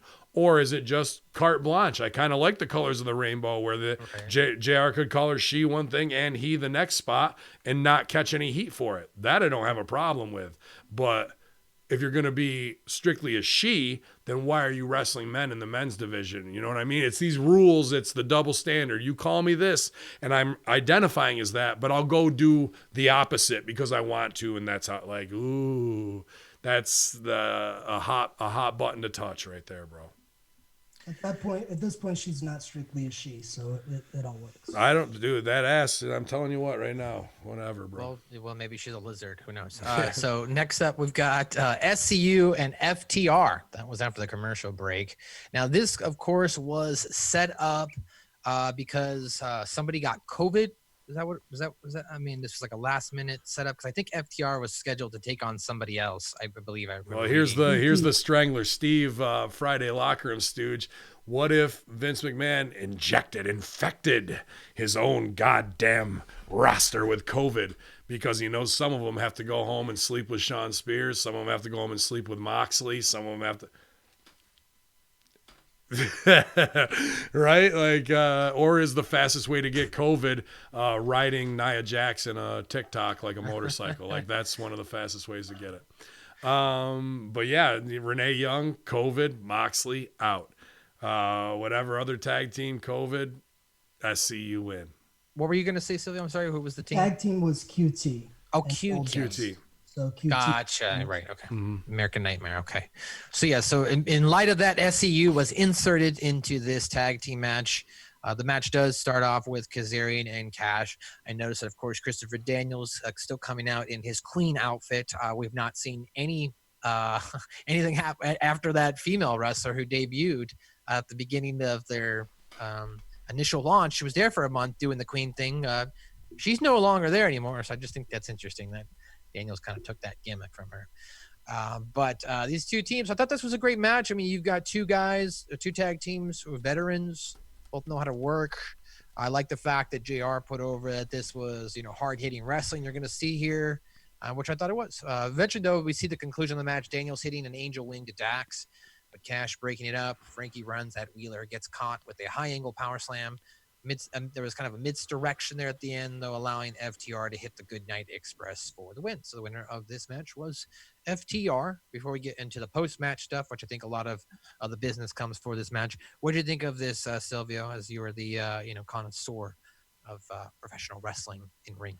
I like this matchup. SCU versus FTR. I mean, that's tag team gold right there with those two. And the match itself turned out to be pretty damn good. It's been so long since we've seen Daniels, really. He may have done some stuff on Darks, but we've seen him sparingly. And I don't remember the last time I saw Daniels in a tag match with Frankie. So by watching, there was a couple moments where, if you don't wrestle for a while, you're not going to be as sharp. Daniels is one of the best in the world, and I've got loads of respect. But a few things that look like he might have been a step behind FTR. So I noticed just a couple spots got a little funky, but he still kicks ass because he's Daniels. I thought Kazarian and Wheeler, I think is what they're calling him now, they worked very, very well together. They had some really good tag spots. I thought the superplex spot where FTR does superplex and the other guy does a splash, the counter to that was genius. Yeah, it was good. Where one of them got racked and then Daniels turned it into a crossbody pin from the top. I thought that was great. The Revival, FTR now is just a high dollar tag team. Always doing great work. Another cool spot, they did the old school one where Wheeler's getting thrown to the ropes for a drop kick and Dawson or Dash catches him so he doesn't get drop kicked. I love shit like that. They both had some really good near falls. They hit that Goodnight Express, the old shatter machine. And I think that's probably because Daniel was like, no, I'm not taking the bike out today. Good stuff. Yeah, man. Both these teams are, as good as it gets when it comes to tag wrestling. You said a high money tag team, and I get what you mean by that, but is that money paying off? Is this quarter hour of the Revival going to send ratings up 200,000 where people must see them? They've already paid top dollar for these guys, and they're just another tag team on the road. Sure, we're going to get good matches, but there's nothing really there that is making people jump or tune in or anything, maybe jump over from NXT. I doubt it, a very, very small percentage. So paying big money for these guys to come in, and they're kind of just giving you, your average TV. I mean, it's wrestling. What do you expect them to do? But then, more frustration for me as this goes on. The other thing I was going to say is we had Scorpio Sky with those brilliant promos completely gone too from TV, not as a singles, not in SCU, nothing. So you wonder what heat or anything like that might have affected that behind the scenes. I'm not sure. But then we get Butcher and Blade to do the damage on the truck. Right? Like, and here they are dressed like Where's Waldo again, and fucking maybe get them a little heat, but they didn't really do much to like make me hate Butcher and Blade and like, oh my God, it's serious now. And they've gotten they're 0-16 on TV. So, dude, I don't know, man. Yeah, so after the match, Dax grabs the mic, says might come as a shock, but the two of them are not a welcome addition to AEW. He says it's fine because there are good guys and bad guys, and then there are the absolute baddest. He addresses every AEW tag team and congratulates them for graduating to the big boy table. But they're bitten off more than they can chew. He talks heavy, and they hit hard, they talk heavy, and they're the best tag team in the world. Now, as you then put over, Butcher and Blade show up in FTR's pickup truck. And they say that they will destroy the car if FTR comes near them. They challenge them to an 8-man tag team match at Fyter Fest with FTR and the Young Bucks taking on them, Butcher and Blade, and the returning now Lucha Bros, as they were in the ring to take out FTR before the Young Bucks were able to make the save and push them out of the ring. A couple things here that I'm a little weird. I guess we've completely just gotten rid of Death Triangle. I mean, I get it. Neville can't come to the UK right now, but they didn't even bring it up. Death Triangle. I forgot that was even a fucking thing. Right? What was that, a week or 2 weeks? Yeah, exactly. So I guess we're getting rid of that. Another thing I didn't like, maybe they'll do it next week. I would have liked if they had done something with the truck throughout the night, paid it off, damaged it, something. I don't know. You got to. There's, again, no heat. Why would they say, don't come near us or we're going to hurt your truck, but you better fight us at Fyter Fest? Dude, you fucking want them to fight you. You want to start shit. So it's things like that are sandbox 4th grade wrestling that they don't even know how to write heat in. Again, what should have happened? Truck should have been parked outside. Fucking Butcher and Blade show up with 2 sledgehammers and bust out the windows. They bust out the headlights. They fucking smash the bumper. Something that can be fucking, semi-easily fixed on a classic like that. And then then FTR runs their ass out of the arena to haul ass to get there.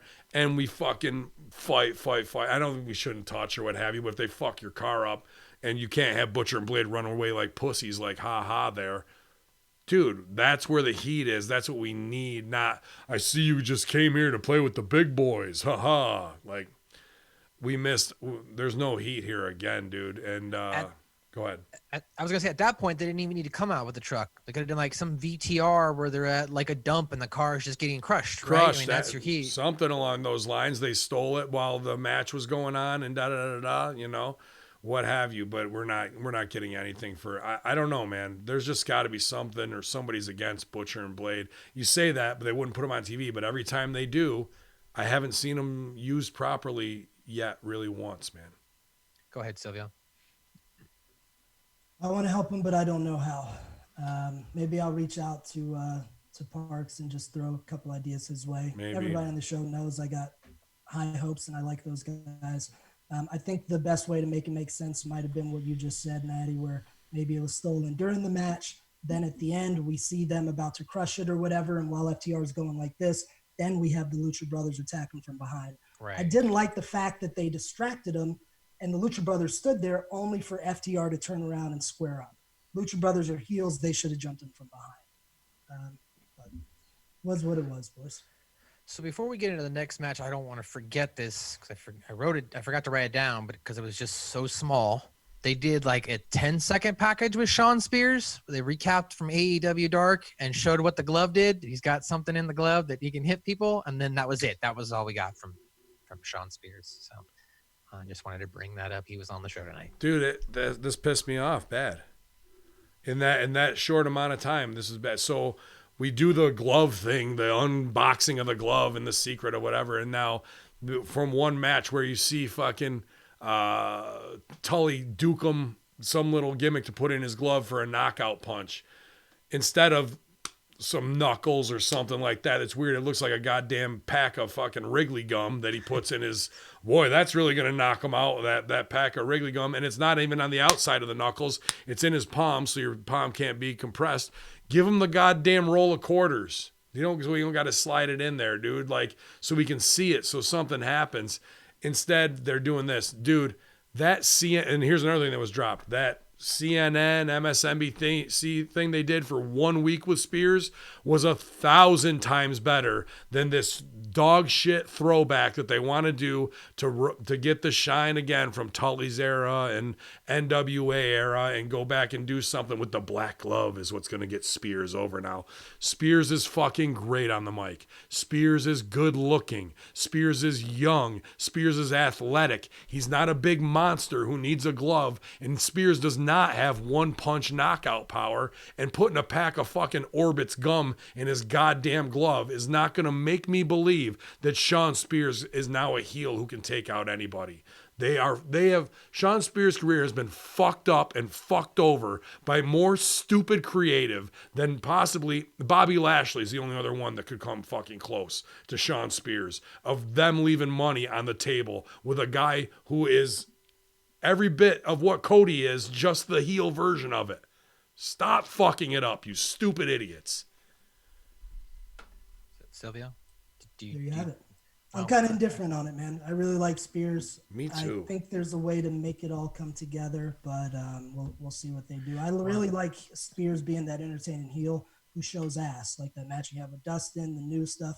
So I think there's potential to do both, where he can still be that kind of heel, and then maybe because he's the show ass kind of heel that doesn't necessarily beat people squaring up face to face, maybe that's the time if they want to use the glove where he could pop it in, stun somebody with it, then hit his Death Valley Driver finish or something like that. But I have high hopes that... Really? I'm going to heat you. You're going to fucking let somebody hit with a gimmick to go into their finish and not let that be the fucking wop? Sure. It's AEW, man. You see 25 If things. I It's hit you with the 20. fucking flag, you're going down and I'm pinning you. I'm not going to camel clutch you after that. Fuck that, Sil. Now, I mean, I think that Sean Spears. If they did that and he fucking mollywopped him and then DVD'd him, I'd be shitting on it the same fucking way. If you're using the weapon is the fucking finish. Unless it's a duck one, you take your partner out, turn around, spin, kick, boot, stone cold stunner, and you lay down. Either way, the weapon is the finish, bro. I don't give a shit either way, but that's just kind of how wrestling works these days, where they likely would come. No, that's why wrestling doesn't work these days. That's the problem of what the fucking thing is. Selling for that and putting it over as that's the new is fucking the no here. Not happening. Well, you mentioned Wrigley's chewing gum. If he had put a pack of Big Red in it channeled some Will Ferrell from Talladega Nights and said, if you don't chew Big League gum, fuck you. Would it have been over with you? No. The fucking the CNN MSNBC bit that had real teeth. That showed Spears shining how he needs to shine as a character and was interesting in a fear porn media. Who has the highest ratings on TV right now? Fox News. So why you don't like that show, the Black Glove show? You don't watch Black Glove Knockouts? Go with what's fucking mainstream and works. Don't be a fucking idiot because you're marking out for the Four Horsemen because they're backstage politicking for their own business. You know what you should do to get over? Let's go fucking back and do some Blackjack Mulligan shit. Oh yeah, because Blackjack Mulligan was the fucking draw of all draws. And he looked just like Spears. Blackjack Mulligan was such a sexy, in shape, good looking, wrong. All right, well, let's move on because Ben Hami no-sold my joke. Brian Cage versus Joe Cruz was up next. They announced last week that Tazz was going to be joining on commentary. Wasn't on commentary very long, as this was an enhancement match. Cage hits a flapjack as the bell rings, switches him in midair, curls him a few times, then throws him overhead, hits a hard Irish whip to the corner, throws him over the ropes onto the ramp. This part was cool. And he lifted Cruz, the power bomb from the ramp into the inside of the ring, just chucked him. And then he finished with a drill call. Jesus Christ. No, thank you. Right? Well, afterwards, Taz got in the ring, cut a hell of a promo on Jon Moxley. Basically, calls Mox out, saying, "Oh, you're not sick," without saying it in so many words. You're staying home because you're afraid of the machine. Brian Cage says Moxley can't keep running because the machine. Brian Cage is going to take that title at Fyter Fest. Tells Moxley to ask himself if he can stop the path of Cage. Mr. Silvio, what did you think of this segment the match and afterwards with Taz's promo? First off, I don't know why they were calling him Joe. It's John Cruz, and I know him. He's a Florida dude, and he's a hell of a worker. He did a phenomenal job fucking feeding for Cage, making Cage look like a monster. That power bomb was unique and different. I liked it. Looked awesome. Great promo by Taz at the end. I thought it was a perfect segment. So, John, thank you for doing great business. You were an unsung hero in that one, my friend. Ain't nobody probably putting you over this week, but your boy Silvio got you. And this is exactly how Cage should be working. So kudos to AEW for continuing perfect storytelling with Brian Cage. I agree 100% on all that. Good job, young man. I would have said thank you very much because Brian Cage has not been protected from himself in his own booking. Here, I think Taz is agenting everything for him. It's that fast, brother, and that's how quick you can get paid, brother, without doing fuck all, brother. And the other guy is pumped because he got to work Brian Cage. Now his indie status is up. He can fucking go charge another $100 wherever he gets booked once we get going again, and he fucking deserves it for that bump and the way he put him over. And now he can go be champ wherever he wants to be and maybe getting more shots, man. And Taz, this is the Taz I've been wanting since ECW closed. This is it. So I agree. Probably my favorite seg on the show. We also glossed over Britt Baker in the Pope box. That fucking. Oh my God. I was going to get to that here, actually. That was coming up next. Okay. I was going to get that.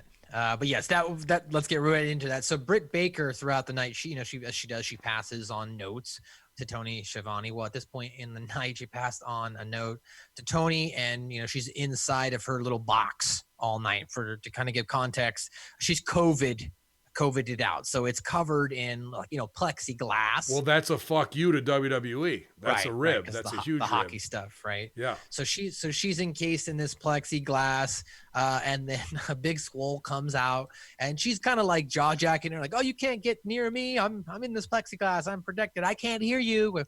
Eventually, Big Swole does get up on top of the car or the top of the truck or golf cart, whatever it is, and dumps a huge trash can all over her.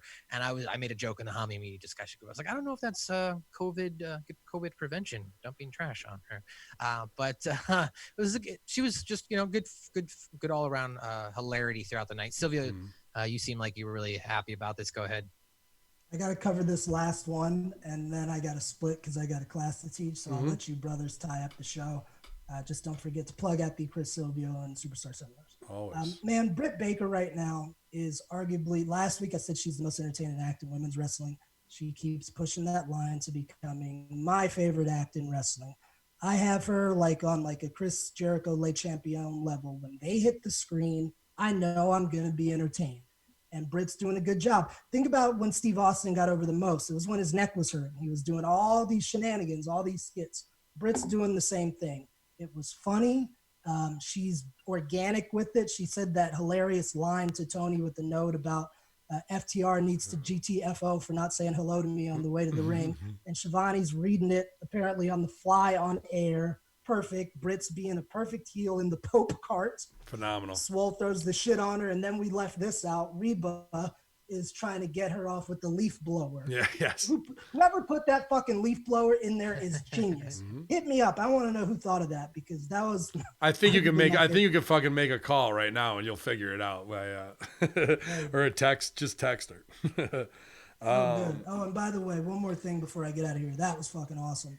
I gave you guys a little spoiler via DM last week, but some of my writing did hit TV this week. I won't tell you what show, and you will see it featured in the next 3 weeks of TV, I believe. So, bada bing, we making moves, boys.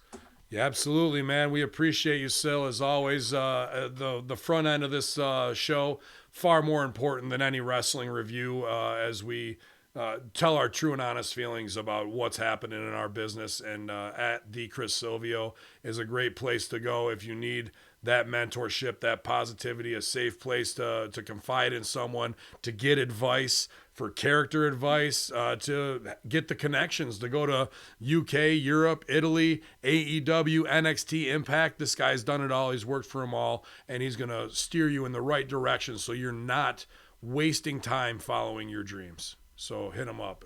Chris Silvio Seminars at the Chris Silvio. I love you, brother. Have a good coaching session. Let's rock. Love you, boys. Later, thanks for great work as always. I'm out of here. Yo, Losky. All right, well, we'll finish up here. We've just got one more match and a backstage segment and an in-ring segment here. So quickly backstage, we saw Brodie Lee and Colt Cabana. They were glowing about their win, basically Lee saying to Colt Cabana wasn't that great, wasn't that good to win. So he put that over, and he challenged SCU to a match at Fyter Fest, saying he will bring his best man, and claps Colt on the shoulder. So it looks like we're going to get all three members of SCU taking on Lee, Cabana, and another member of the Dark Order. So more storyline building between these two. I've been putting over the last couple of weeks, whether on social media or on the show. I like this dynamic with Colt Cabana and Brodie Lee. I think it's interesting. Also want to shout out Kevin Panetta from the Hamin Media discussion group. Said something last time that popped me. You mentioned Colt Cabana maybe needed to change up his attire.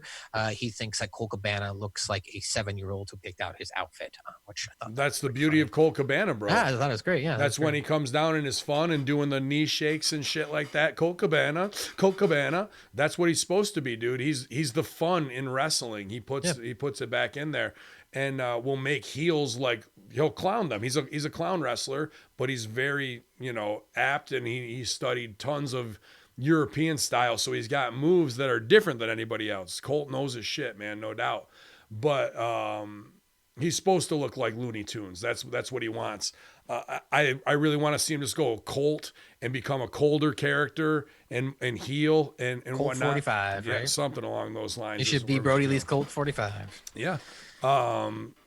And who knows, with Punk or wherever that could go, you could make a lot of references that way, even though they had their big falling out. There's people could get some shoot shit on TV that would be like, what'd they say? And have the sheets talking. Right. So, yeah. Well, let's wrap up here. The last match here before we get into Le Champion and Orange Cassidy. We had Santana and Ortiz taking on Matt Hardy. We've already been here for a couple hours, guys. Matt Hardy picked up the victory in this match with a twist of fate. Ben, do you have any quick thoughts on this match? Anything you liked or disliked? No, I mean, Matt had to get over. This was just to save TV after the shit that's been going down online. You know what I mean? Sorry, who was he in? Matt and who? Santana. Santana, yeah. I always get both those dudes mixed up. Right. Werewolf, I call the fucking one. The other one, right? But yeah, dude. Stop ass. Right. I like LAX, and I was actually watching Conan had posted some of those, and I forget about them how good they were because I love Training Day. And when they were doing those Impact spots that were like Training Day with LAX, how fucking great those were. Ugh. I think they really need to go back to something like that because there's a lot more money on LAX than just having them as the squash guys in the inner circle. They're not squash guys. They're legit tag, you know, but like I think they should be shined big time in something with Pentagon and Phoenix in that fucking, you know, vein of what's the fucking drug kingpin fucking show? Narcos. Oh, okay. That looks like that for them would be badass, bro. Like definitely to be shot. If we can shoot a fucking Jet Li action movie with a gay bashing scene earlier in the show, we can fucking do that. You know what I mean? For sure. So I think there's money written on them. If you got to fit somebody in there, that's a perfect choice, no doubt. Bring back the kid that got shot or got run over on Impact. That'd be great. Why not? So, but Conan be available, and he'd be fucking great in there on that shit right? too, bro. Why not? I don't disagree. One thing I did forget here, because you made me think about tag teams here with Mark Quinn and Private Party, is they did have a video package throughout the night or at some point in the night with Kenny Omega and Hangman Page and the Best Friends. Now they were kind of going back and forth talking about their upcoming title match. Mm-hmm. Do you think that they should just go ahead and finally split Hangman and Kenny? They've got so many tag teams in this division. The main division is lacking. The middle division now with the TNT title is kind of lacking. And you've got two guys here I feel like you could really plug in and be part of that, and you've got other tag teams available.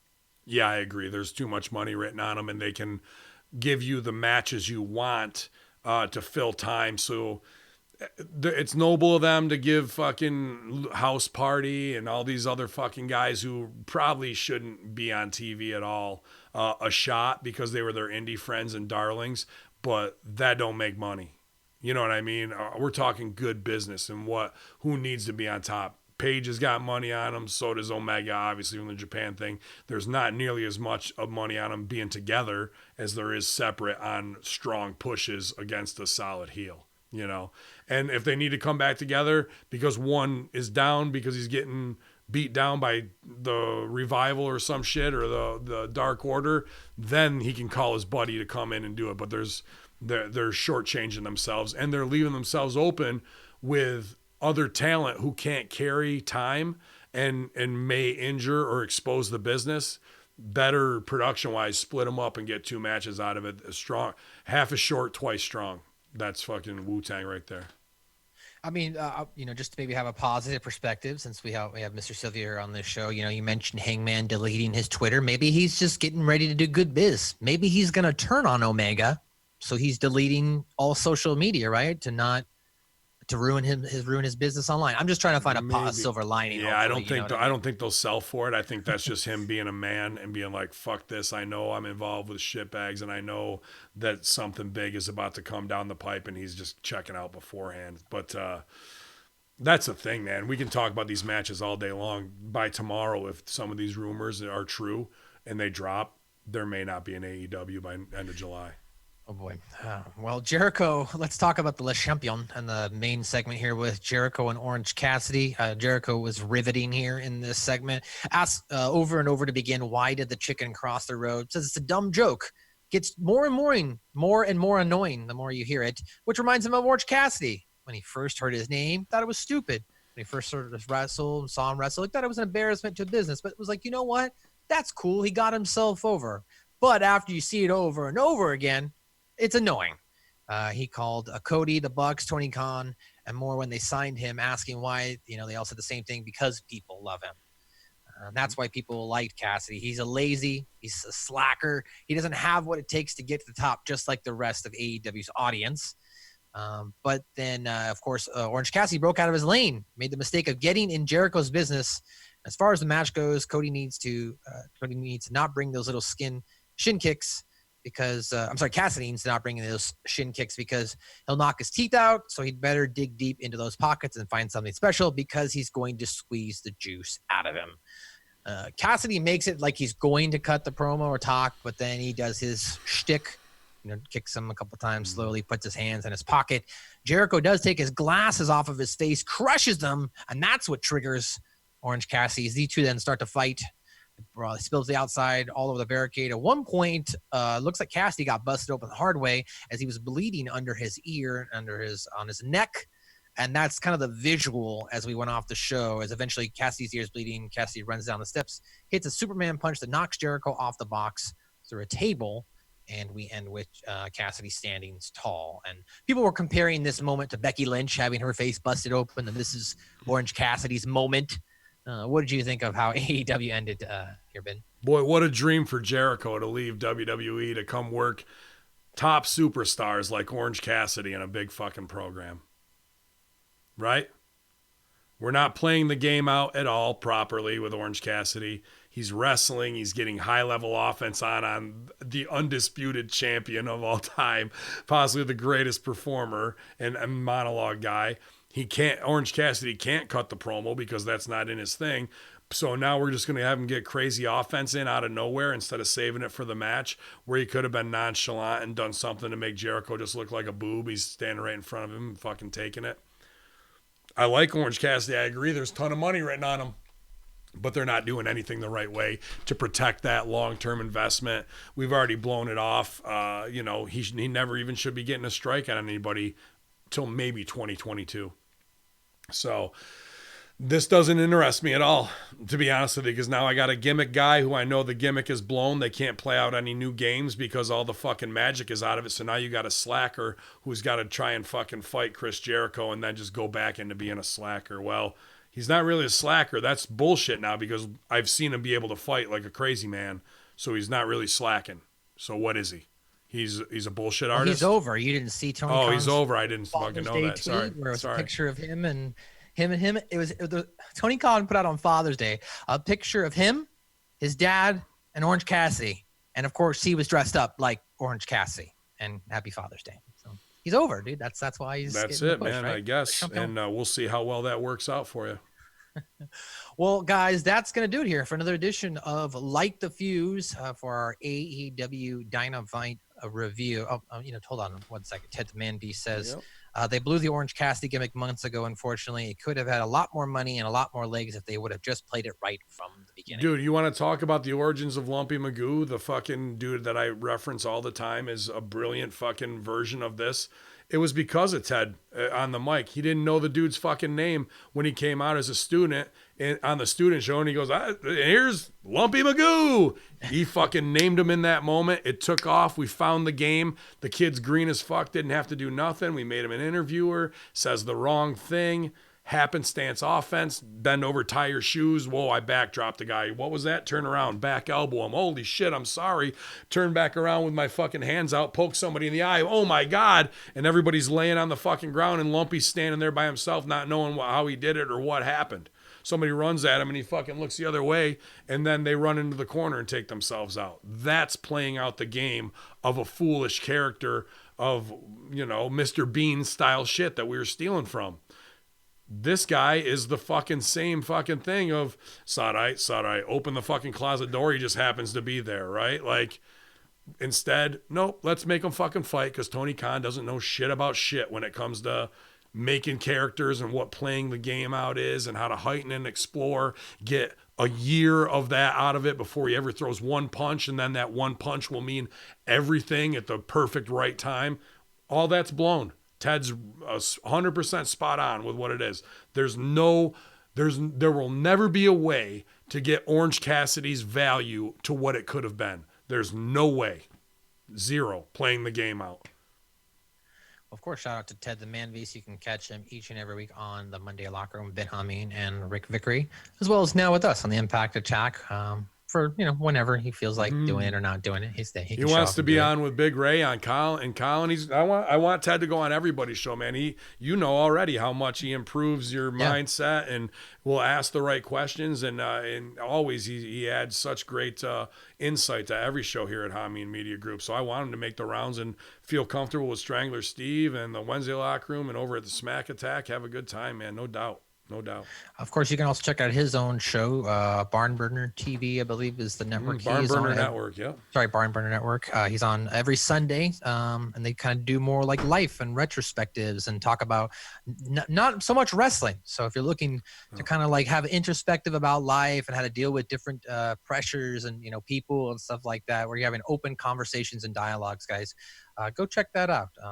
He's very knowledgeable individual, and he does like to talk. So and he's a doctor, physical therapy. Book the Doctor, I believe, is at gmail.com. If you have physical therapy questions, issues, he also is doing his own coaching thing, much like Silvio, as we try and shape up our own individual businesses. He directed and made plenty of talents for 15 years. He's done every job there is in the wrestling business. So whatever you're doing, or if you have interest to, another great resource. He's here to help out, and for a very low coaching cost in an individual session or multiple. I'm sure you can strike a deal with him. Send him some whiskey. He loves it. So book the doctor at gmail.com. Book the doctor at gmail.com. Love it. Of course, check out, guys, the Monday, the Wednesday, the Friday Locker Room, which will be up tomorrow. Conspiracy Horseman, Infinite Fringe, brand new episode of the New Force Order episode just dropped. You can also check me out on my other podcast, Suck My Balls, a South Park review. Now, obviously, guys, be jealous. I get to hang out with Ted the Man Beast, Ben Hamin, and Chris Silvio. But that's it for me this week, guys. I'm Matthew Schaffer. You can follow me on Twitter, on Instagram at Matthew_Schaffer. As always, sir, it's a pleasure to sit under your learning tree and tutelage. Take us away with your stuff, sir. Yellow, I see you got the Greek God Papadon shirt on from ProWrestlingTees.com/Greek God Papadon /Ben Hamin /SEG shirt /Stevie Richards. Also, Stevie down in Florida today on his way there to shoot a new Stevie Richards workout program from the beach. So you can have it from the mountains, you can have it from the beach, wherever it's inspiring you most to get in shape. So we always want to plug StevieRichardsFitness.com. Plenty of us use it. I just got a new flat band to do the shoulder to do the shoulder mobility workout. Right. So I'm doing that. Good stuff. I need to do that too. I was talking to Ted about it, and my shoulder is feeling better than it was this winter. I know I was fucked up bad, but probably because I haven't been wrestling, it's been able to actually heal. So. But yeah, man, you know where it is. As we approach 2 million, we're only 38,000 away. So if we're averaging about, I would probably say that's probably July 5th or July 6th, I'm going to say. So appreciate everybody sharing the content. Once again, my YouTube is back up and going. So go to Ben Hamin channel on YouTube, subscribe. I appreciate that. Share any videos. Also, Russo brand, as Stevie and I are helping out with video content there. Anything you guys can share, watch. That's Realms back up, so Realms Horseman up. And NFO are up there from last week. You can go check that out. Appreciate you guys. We know you have a lot of entertainment choices to choose from, but get away from those mark reporters who don't know shit. They've never been in the ring. Get away from the sex offenders who think they can still keep taking your money, and come to free media where it's independent, honest, and nobody controls us here at hackerhamin.podbean.com. YOLO!